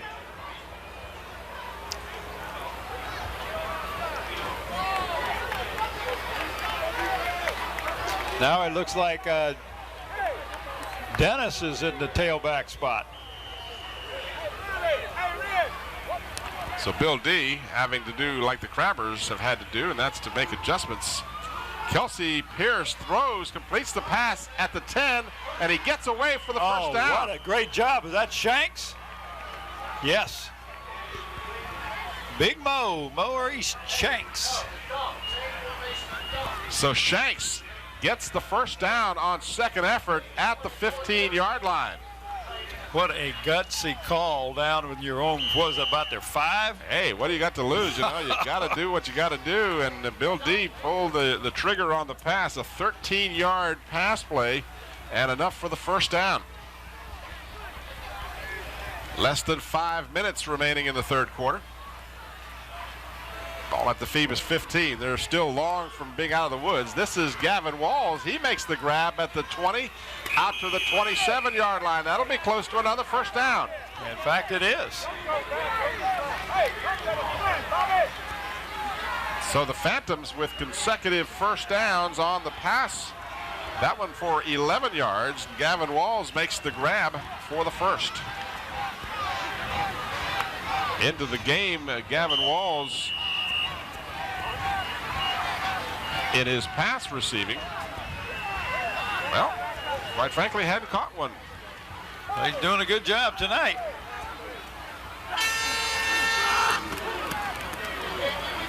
Back to the running attack, and the Hampton defense. You can hear those pads popping clear up here. Vini down at the bottom of that pile. Hampton defense comes up after about a yard, a little more than a yard. Let's call it second down and a long 8. Ball just shy of the 30-yard line. Time moving down now, 4:02 remaining in the third quarter.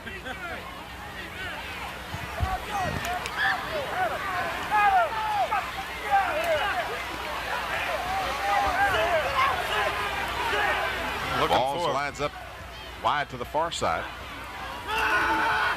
Pierce on play action. Lofts the ball up, and that one's up for grabs and knocked away. Armando, it looked like. Muffin Curry defending on the play against a, check that, number 9. Yeah, number 9, not 2. That's Hagens. And I tell you, old Eagle Eye Scotty caught that one. I'll be looking at the monitor. Watch the monitor. I knew you were going to say. Oh, we supposed to watch that thing? I thought it was up here for Bob Killen, so he could see what's going on. Cause you can't see too. Yeah. we have done that before, if you recall. Scotty's got selective memory. We have done that before with a Kickotan semifinal championship game last year before last. Yep. Went into the studio and had to call it from the monitor. We trust your judgment there, Scotty. That monitor is a great picture. Over the middle, pass completed at the 40. That'll be another first down for the Phantoms. But it was a fumble, and the Crabbers came up with it. So the Crabbers create the turnover. And it looked like Zarif came up with it. I'm not sure, but that's who looked like the last one to come out of that pile. But that was a great job that time by Kelsey on the fake of a handoff and then the pass. Watch this, Tim. I mean, great job of faking right there. And I believe Muffin May is the one that pulled that ball loose. In any event, the Crabbers have stopped the Phantoms with the turnover. They get the ball at the Phoebus 38-yard line. Alfonso Gunter at quarterback. I formation, double wide receivers to the left. On the option, Gunter keeps it, and he'll be stacked up after a short gain.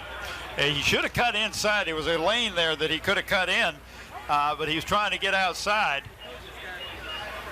Up here, I could see it. Down there, you probably couldn't see it. A lot different vantage point, even for the fans who watch from the stands. You know, it's so much easier when you have that angle. When you're down on the field, it's not quite that easy. Well, you got these big guys blocking your view. And you got a little bit of time to do something with it. You know, the Phantom defense is no slouch. They've held their opponents in the last 5 ball games on their way to 5 consecutive victories. They've done a real fine job.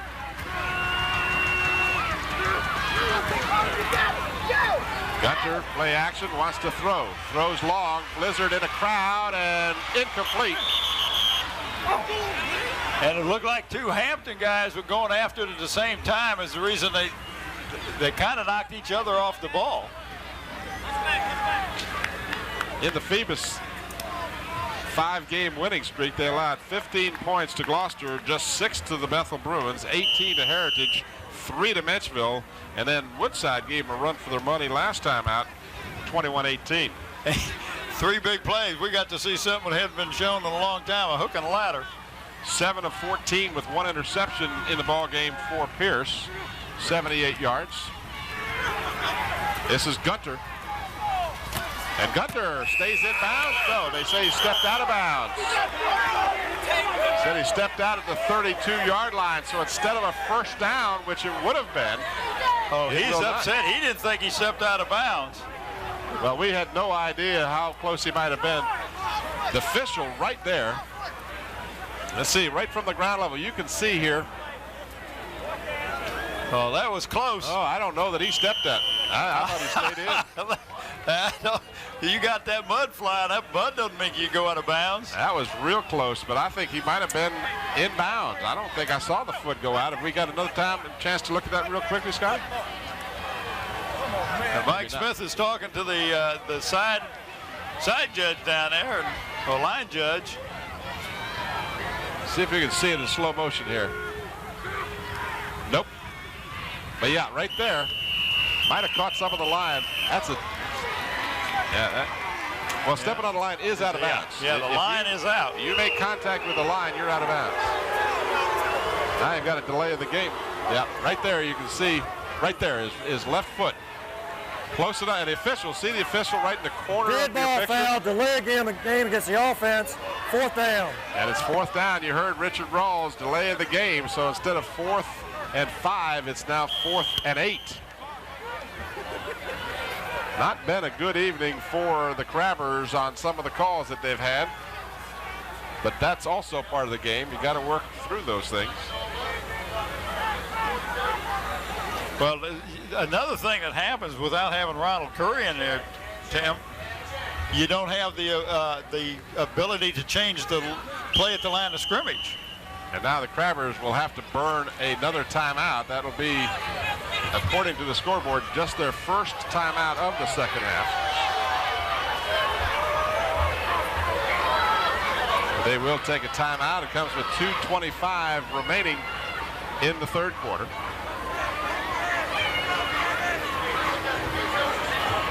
The Crabbers off next week, and then Mitchville the following week will be their final contest of the season, and then there's a week before the playoffs would start. Now the Crabbers, if they hold on to win tonight, and if they can get past Mitchville in their final game, will end up the Peninsula District champion. But at this point, it looks like they may be doing so without Ronald Curry. There you look at some of our crew tonight. That is Sarah, don't confuse him with Susan Bowers. Nathaniel Braxton is the other high camera person tonight. Nathaniel, don't rain on me, Braxton. And we got a little nickname for everybody here. There's Mr. Braxton. Where is he? Oh, there he is. Okay, he's just to the right of that green post there. And he's bundled up. He's ready for it tonight. Gunter on the screen pass and just out of the outreached hands of Darnell Hollier, just not quite in his grasp. So the Phantoms will get the ball on downs, and they'll get it in pretty good field position at their 36-yard line.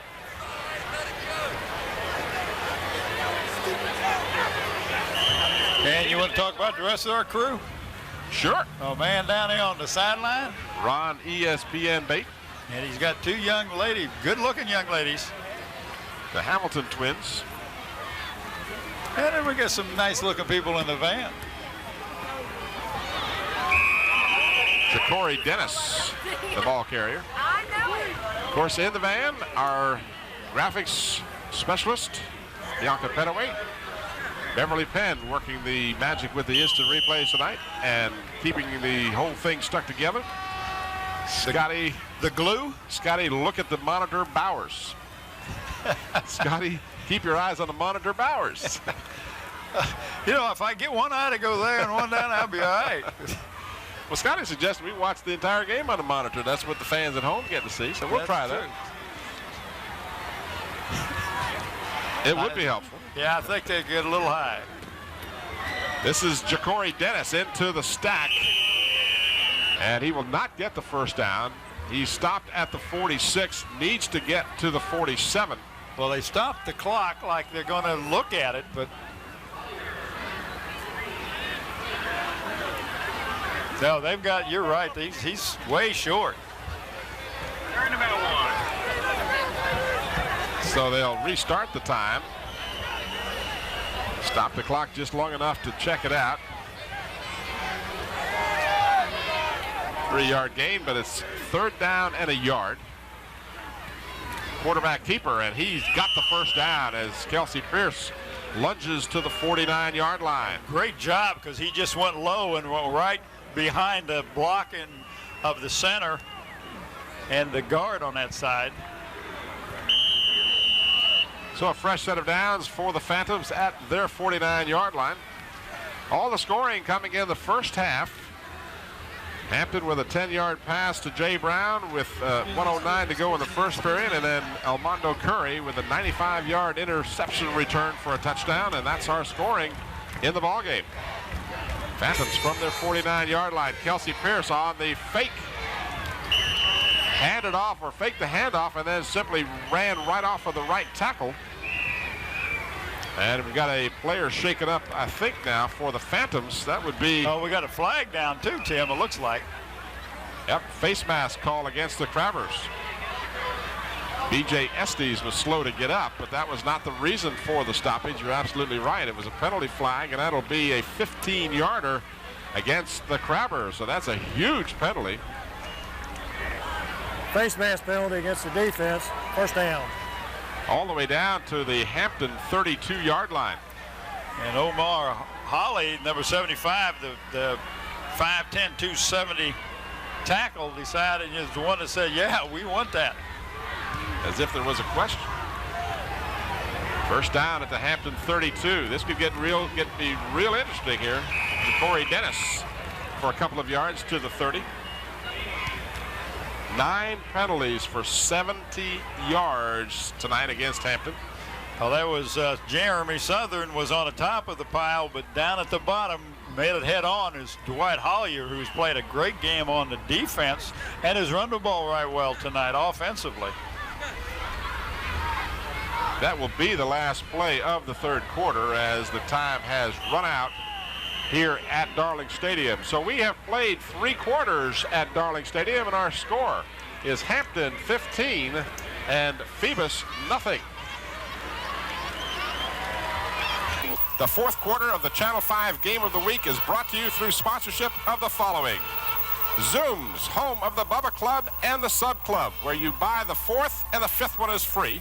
By Hampton Chevrolet at 1073 West Mercury Boulevard in Hampton. Also by Dr. Bruce Fuller, dermatologist. Visit his new location in the Denby Medical Center. When gearing up for your next print job, call Gear Up. Mike Tyndall's Custom Decks.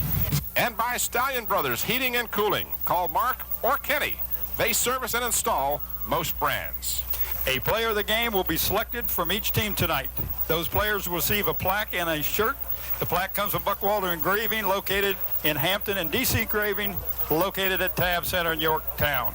The shirt comes from Islander Hardware and Sporting Goods, located in Poquoson. They carry a full line of individual team supplies and can meet all your screen printing needs. 14 penalties in the ball game for 110 yards. The Phantoms penalized 5 times for 40, and the Crabbers 9 times for 70, excuse me. But the Phantoms have the ball in Hampton territory as we get ready to start the fourth quarter. They've got the ball just inside the Hampton 30, and they trail 15-0, but still very much in this ball game in spite of the fact that they've been playing almost this entire game without their star tailback, Nathaniel Adibi. Kelsey Pierce, the left-handed quarterback, wants to throw long. He's got Maurice Shanks down there, and that ball is way out of bounds, incomplete. Pass at about the 5-yard line. Sakeem Zarif defending on the play, but Akeem, Tim, is only 5'11", and Shanks about 6'4". Giving him about 5 yards, but that ball was out of bounds. I don't think anybody could have caught it.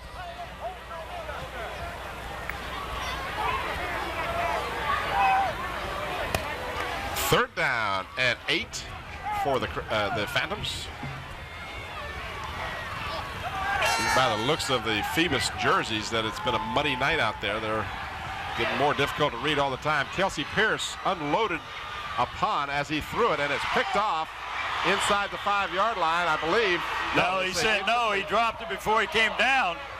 And that was a good job of the Phoebus offensive player busting up the play, because that was apparently going to be intercepted by the Crabbers. Guess who that was had the hands on the ball? Adam Lively. He was back Watch back. the I replay. believe You're he's the gonna one see that this. had the ball. You're going to see the replay is going to show Kelsey Pierce, first of all, will take a real hard hit just as he releases the ball. Now, see, that's intercepted, and then that was Lively who had it. Yep, that was Lively. And an excellent defensive play by the offensive player. Gavin Walls is the one that busted up what would have been an interception. It does, however, bring up a 4th down and 8 for the Phantoms. We got a stoppage of play, get the shoulder pad squared away, and that's taken care of. And now we're set to go. So the Hampton side, again, rather subdued to say the least, the Hampton fans. Kelsey Pierce completes the pass. That should be a 1st down. Oh, nice job of the defender. I mean, that was Gavin Walls that caught the ball, but he came back to get it. Yes.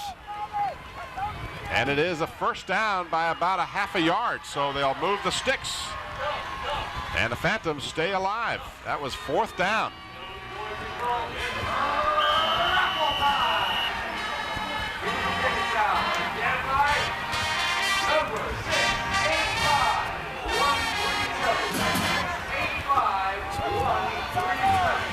$11:20 remaining in the 4th quarter. We got movement. Phantoms look like well, I won't pick out who it was, but one of the linemen left the 3-point stance. Well, he was really, he's getting ready to make his block, Tim.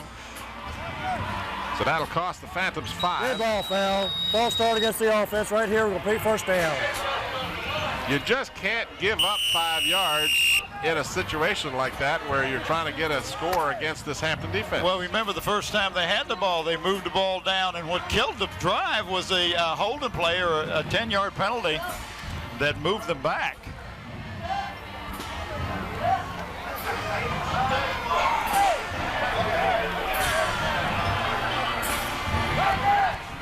Pierce now 9 of 17 with 1 interception in the ball game. On the delayed handoff, this is Ja'Cory Dennis. Oh, does he get tripped up by Darnell Hollier? He might still be running. I tell you, Darnell has played an awesome game on defense and has not done too shabby on offense. That was a touchdown saving trip, or at least a 1st down saving trip, because he was getting ahead of steam and Hollier just got a hand on him at the 21-yard line. Great call by the Phoebus coaching staff, that draw play. Pickup of almost 6 on the play. Could have been a lot more, but it's 2nd down now and 9 for the Phantoms. Pierce over the middle, had a man wide open, he couldn't hold on. Good job, gentlemen. Thank you. And that was Estes. BJ just couldn't quite come up with a handle, but that was a great call too, because he was wide open. Stops the clock with 10-12 remaining, and it's 3rd down and 9. Ball just resting on the 20-yard line of Hampton.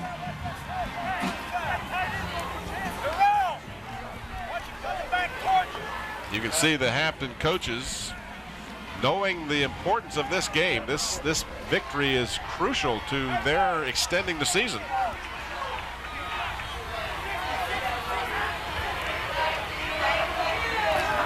Pierce throwing in the end zone. It is up for grabs, and it's incomplete. Intended for Gavin Walls. And again, Donnie Green just leveled Kelsey Pierce, Tim.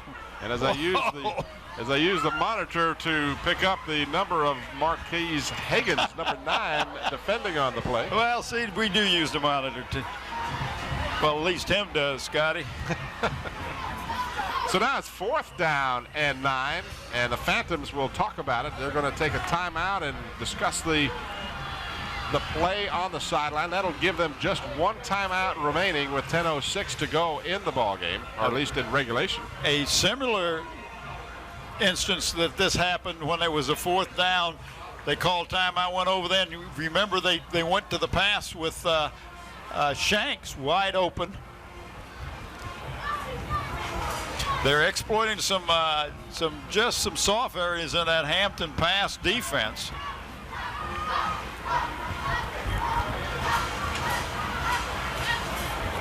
Pierce in the game now, 9 out of 19, 1 interception and 87 yards. Grabber defense has come up tough when they need to.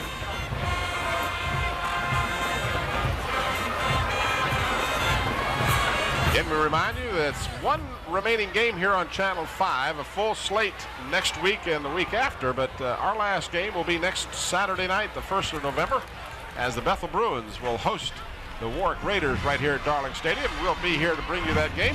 Hope you'll come out and support the Bethel Bruins or the Warwick Raiders. Well, let's see what the brain trust of the Phantoms came up with.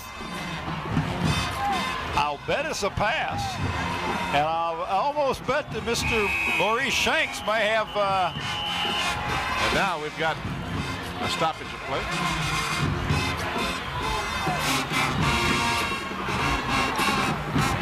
Hampton calls timeout. And did you hear what Scotty said? Unconfirmed. Yeah. But unconfirmed that he may have suffered a dislocation of the shoulder. And I got to tell you, I don't care whether he's separated or dislocated. That's a painful injury. Having had it happen before, I know. Not only that, but you could see the pain in the young man's face, Tim. I mean, it was. But I got to tell you, a dislocation is a whole lot better than a broken collarbone or a broken arm. Yeah. As far as your mending time is concerned. You got a good point there. It's his non-throwing shoulder, so that is a help in some respects. And I'll tell you, it's still very painful. Who was the pro quarterback? I believe it was Humphreys for San Diego, had a shoulder dislocation in his non-throwing shoulder, and he still missed 2 weeks. I mean, you know, these are medical staffs that have every possible way to get you in the game. But, you know, again, unconfirmed, and we wouldn't want to speculate. I would assume by the time you watch or hear this game, you will have more information about Ronald Curry's condition, because it is a very important part of the Hampton high school opportunities to three-peat as state champions, needless to say. All right, this is a big play here. Fourth down and 9. They've changed the formation. They've got Shanks down here at the bottom instead up at the top of the field. Pierce gets it away in the end zone. Touchdown! Gavin Walls. A 21-yard pass to Gavin Walls has made this a 15-6 game.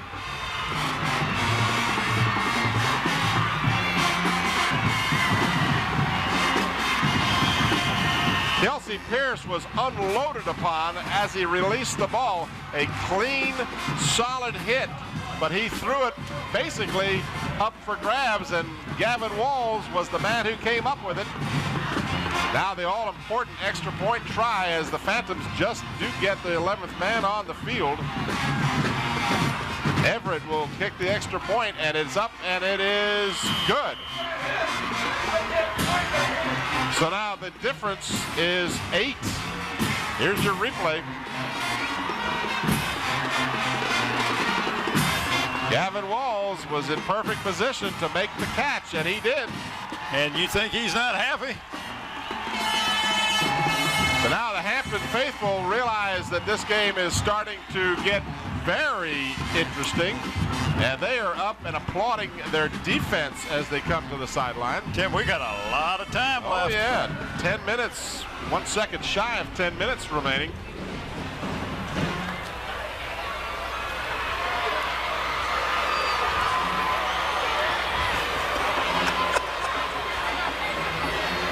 We see somebody strutting over there? I think I might have, but I'm not sure.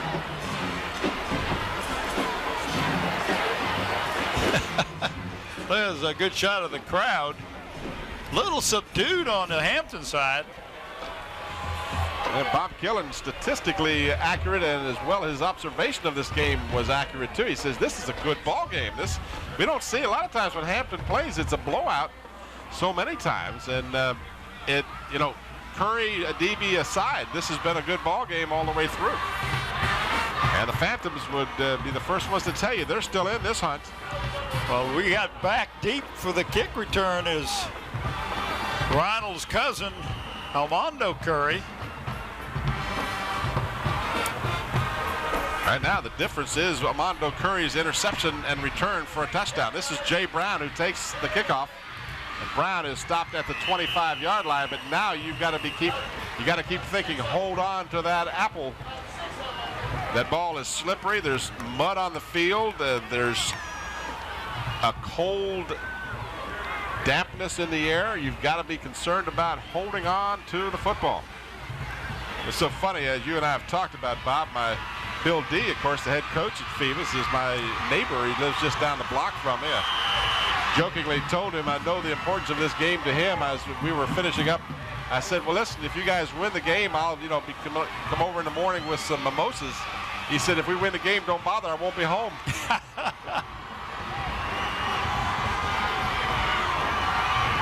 Gunter at quarterback.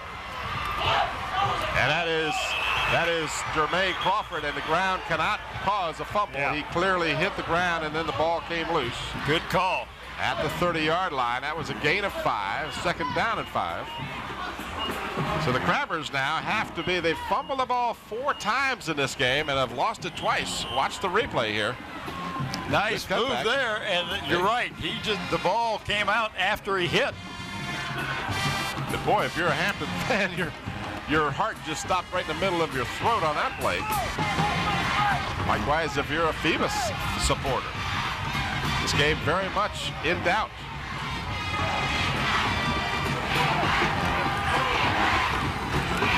Sophomore quarterback Gunter gives left side Jermaine Crawford, and he is close to a first down depending on the mark. Well, Danny Mitchell said first down. Yeah, well, Danny, he's helping him out. If he had a striped shirt on, that might mean something. He's right there. It's going to be very close. The ball is, I can't see where they've marked it, but it needs to be right at the 35-yard line for the first down. They're going to bring the chains across. Well, I'm watching the monitor, see if he's got it. Well, that's good to see. Glad to see you're doing that.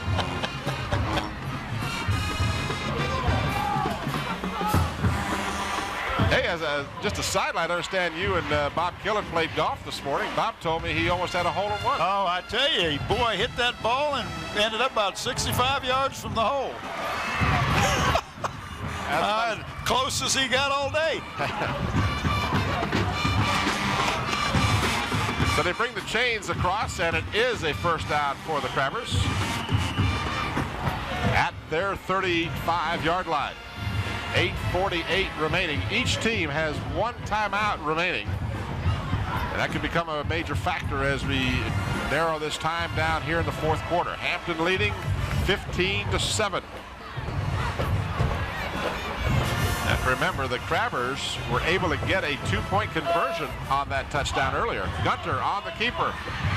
Rolling around the right end, and he is taken out of bounds at the 40-yard line. That'll be a gain of about 5. And that was just no more than a quarterback rollout. Quarterback bootleg. The thing that hurts Hampton is these went out of bounds. If you're Hampton, you want to shorten this game. If you're Phoebus, you say, yeah, let's let him go out of bounds and we'll stop the clock. Gain of almost 5, second down, and let's call it 5. Of course, again, he is the backup quarterback in there. Now you have to wonder, I do believe that Jay Brown could come in and play quarterback if he had to. Well, and Hagens also is a quarterback. Just don't know how many snaps they may have had over the months and years. This is Gunter keeping, cuts it back, and he has the first down depending on where they mark the ball. He's across the 45. That is a first down. A first down that will give them a first down by a couple of inches. But the marker was on the right side of the 45, and the foot of the official marking the ball is on the left side, so that is a first down. Is that a right foot, left side, left foot, or left foot, right foot? Oh, is it?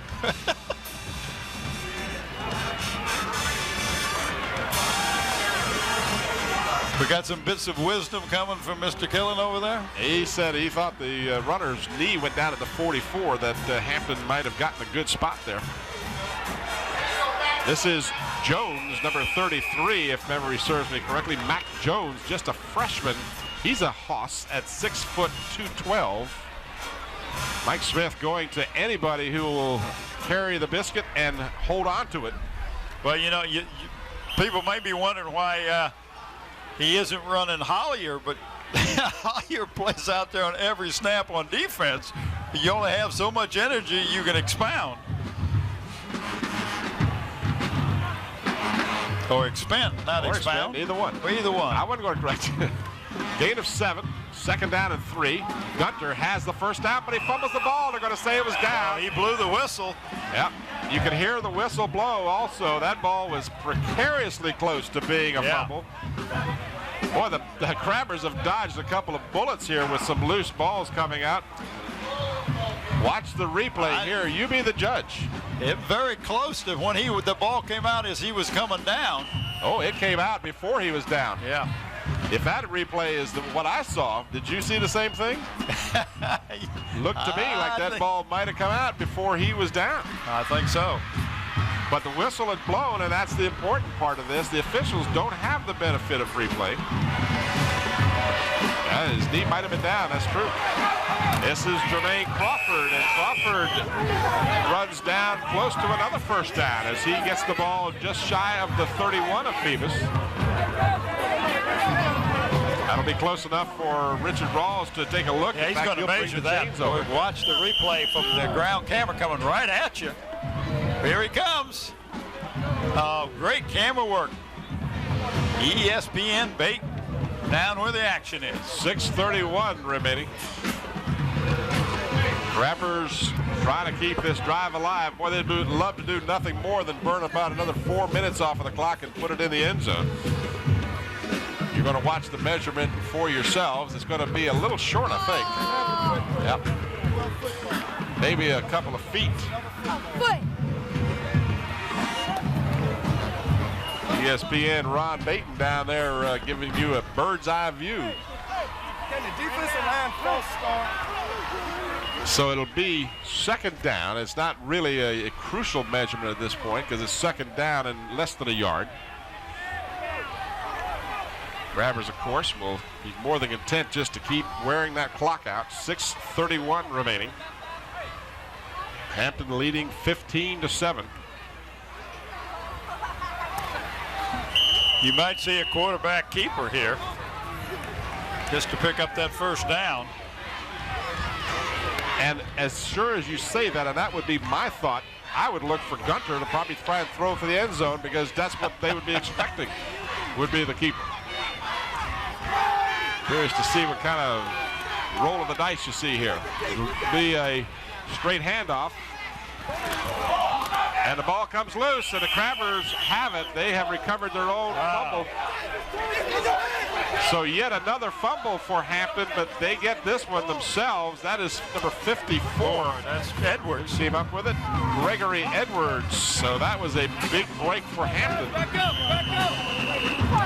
They got the first down at the 28-yard line, and the clock is restarted. Less than 6 minutes remaining.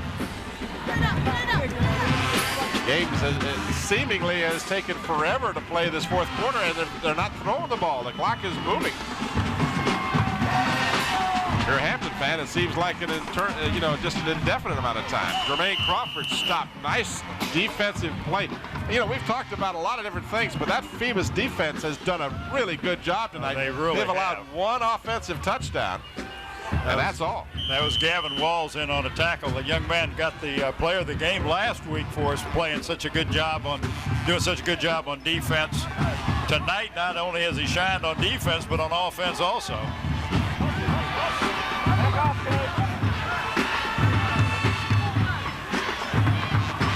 That is the Phoebus side of the stadium as they are up and celebrating. 5 minutes remaining in the fourth quarter.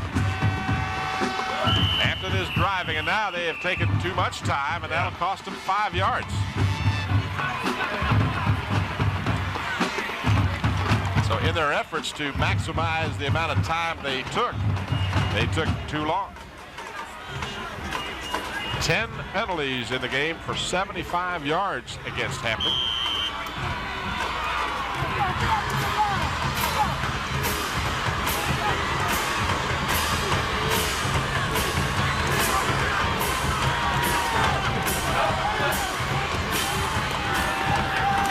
Gunter rolling, has some running room, decides instead to throws to Crawford. Crawford has it at the 20 to the 15 and down inside the 15 to about the 13-yard line. Boy, he made a couple of spin moves there to look like he had a basketball in his hand. Jermaine Crawford, who had not been doing a lot of the ball carrying in this game until the second half. And he made a reception from Gunter and got a nice chunk of yardage. Gunter on the run finds Crawford, and he just spun away from a couple of would-be tacklers. That was Shanks who had a shot at him, but he just spun off with that tackle. I tell you, you got to be impressed with the young man. 14-yard line, first down, 4.5 minutes, and the clock is running. Crabbers trying to eat the clock up and put it in the end zone. This is Gunter, and he is inside the 10 to the 7. Nice tackle that time by Greg Pryor. Greg playing the linebacker spot, did a great job. He's one of those outside linebackers for the Phantoms. Second down and about, well, let's call it 3, almost 4. Let's call it second down and a long 3 or a short 4, however you prefer. Either way you want to call it. Inside some of 4 yardage minutes to go. 3:50, and the clock is moving. Each team with 1 timeout remaining. This is Crawford, and Crawford will have a first and goal for the Crabbers. This drive is exactly what Hampton wanted to do. Yeah, that was not Crawford. That was Armando Curry, number 2, carried the ball. I thought it was Crawford too. Then I said, no, it looked like a number 2, and it was. So it was, in fact, Muffin Curry carrying, and he has not done much of the ball handling here in the second half. And now a timeout is being called by the Phantoms, so that will be their final timeout with 3:30 remaining, and we've got to pick a player of the game for each team. Bob, we may want to just reserve that until the conclusion of the game. I tell you, you've got to look at on the Hampton side. Brown did a great job. His offensively went up and caught that one back. Bobby Blizzard has been playing well.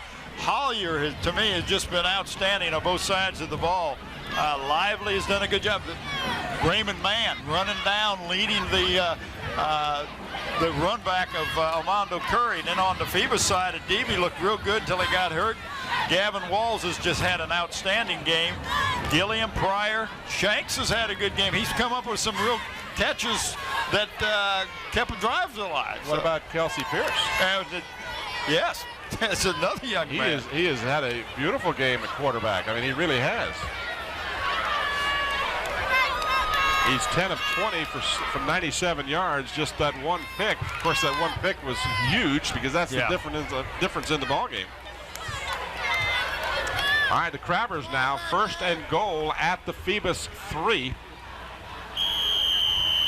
Richard Rawls marks the ball ready for play. 3:30 remaining in regulation, and Phoebus has no timeouts remaining. Flag is down. And they could be holding. Muffin Curry stacked up at the 1-yard line, but a penalty flag on the play. I won't even start to guess what it is. Phoebus seems to think it's against Hampton. They're pointing when you in that see direction. it thrown in there, that's exactly what it is. Yep, and that is the call. So a huge penalty on the play. It would have been second and goal at the 1. But now they're going to mark off the 10-yard penalty from the point of infraction. That'll be 11 in the game for 85 yards. Offense will repeat the down, 10-yard penalty. You heard Richard Rawls, and again, we thank the officials for their cooperation, letting us put the mic on Richard Rawls. They've had this is a tough ball game to officiate tonight, too. You've had a lot of intensity in this game and a lot of crucial plays. That's the 4th holding penalty against the Crabbers. They had 3 in that one drive. Well, that was the first drive that they were moving. You're right. So this now makes it a first and goal, but outside the 10. This is Crawford. Crawford down inside the 5 to the 4. But just as importantly, the clock cannot be stopped by the Phantoms with a timeout. That's right. That's a good point, but that was a great hole open on the right side that time by the Crabbers. We have one of the Crabbers is kind of limping. Looks like big number 77. That's Raymond Mann, who's had a great game so far.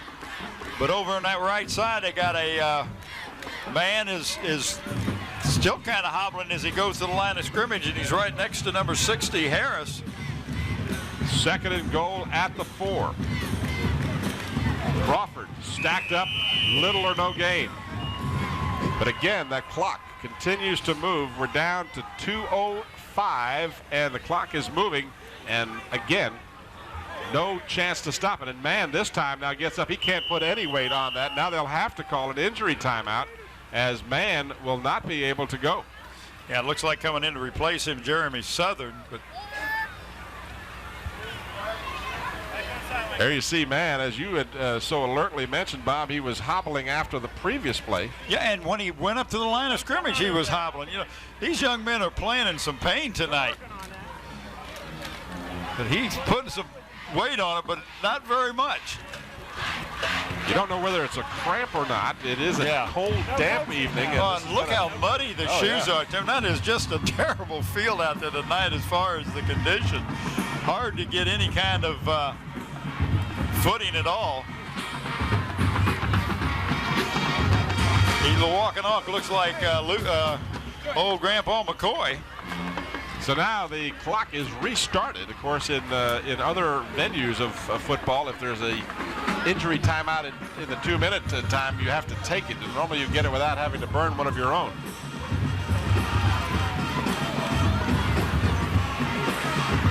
Third down and goal.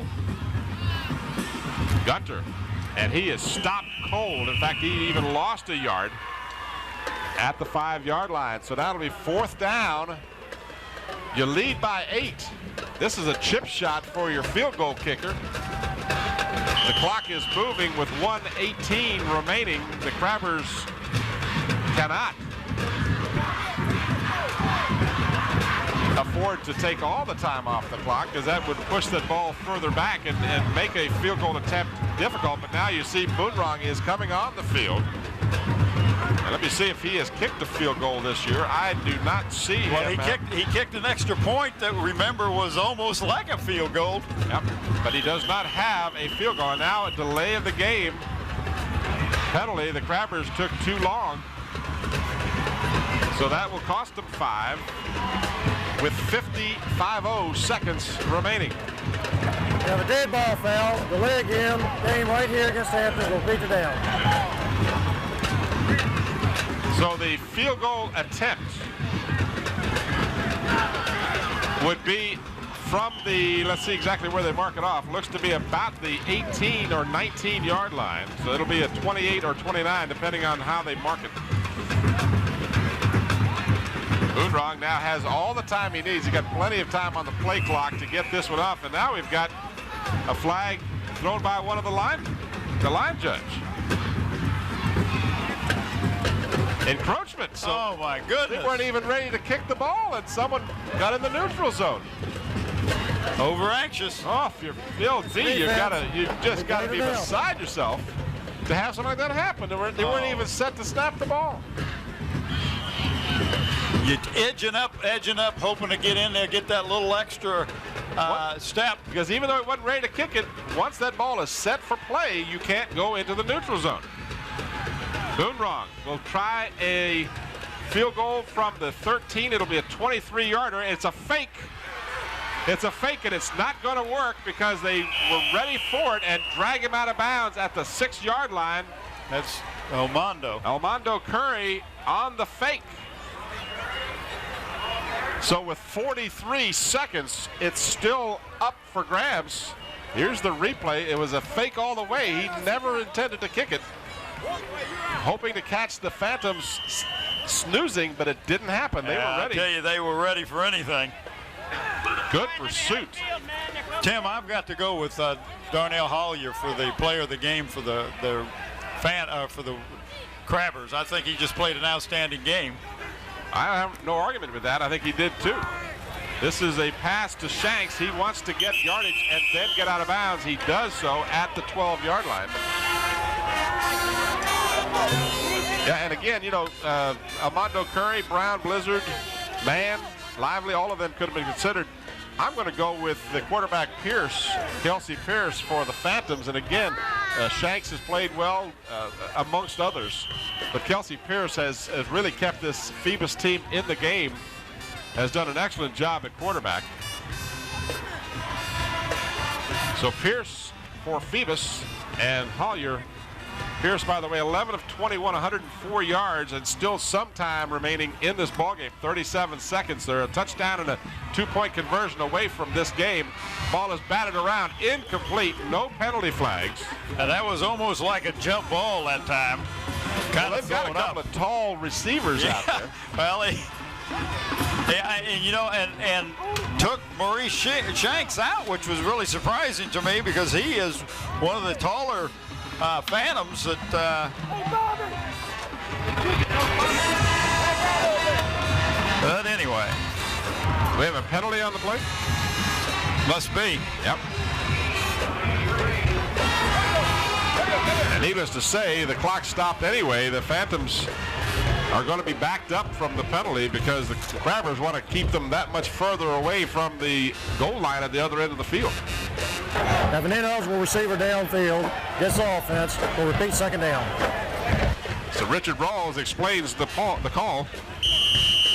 That is 8 penalties for 50 yards in the game against the Phantoms. Crabbers over the 100-yard mark in their penalties. 31 seconds remaining. We're going to have to get some salve for the arms of the officials throwing the flags today. Pass, I believe that was a pass. Yes, they rule an incomplete forward pass. His arm was going forward. Had that not been a pass, it would have been recovered by the Crabbers, and that, for all intents and purposes, would have been it. That would have been it. So the fans still lingering here because this one is still in doubt. Stranger things have happened. We watched a hook and ladder from the 4-yard line the other night, 196 yards. While there's still a second on that clock, nothing is given. That's right. There's 25 ticks.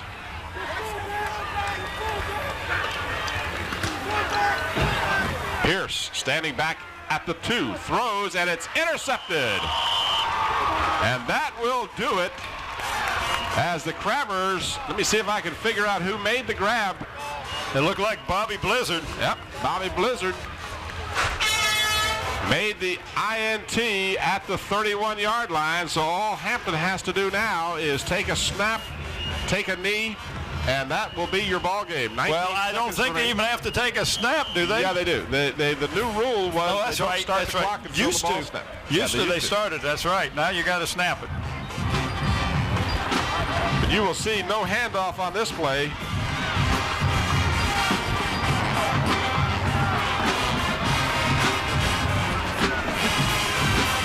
And Gunter takes the snap, goes to one knee, and that will be your ball game. So a hard-fought victory for the Crabbers and an expensive victory with the loss of Ronald Curry with an unconfirmed injury to his left shoulder, his non-throwing shoulder. But Ronald Curry missed the entire second half of this ball game, and time will tell whether or not he will be able to play again this season. But Bill Dee's Phoebus squad, boy, were they a game bunch. They were in the game right until the last second, literally, and our hats off to them for hanging tough. A young team, as Bill told you earlier in the season, we may not be real good this year, but we'll be real good next year because we got a lot of young men going to be coming back. They got that for sure. Tonight's broadcast has been underwritten by the following. Hampton Chevrolet at 1073 West Mercury Boulevard in Hampton. By Zooms, home of the Sub Club and the Bubba Club deal. By Dr. Bruce Fuller, dermatologist. Visit his new location in the Denby Medical Center. When gearing up for your next print job, call Gear Up. Mike Tyndall's Custom Decks. By Stallion Brothers Heating and Cooling, where they never have an overtime charge. And Wood Funeral Home, where Richard Pulley is the funeral director. All right, the final score now, Hampton 15 as they extend their season victory string to 8. And the Phoebus Phantoms 7 as their record becomes 5-4. For Bob Hintz and Bob Killen and the entire Channel 5 crew, this is Tim Cole. Thanks for watching. Good night, everybody.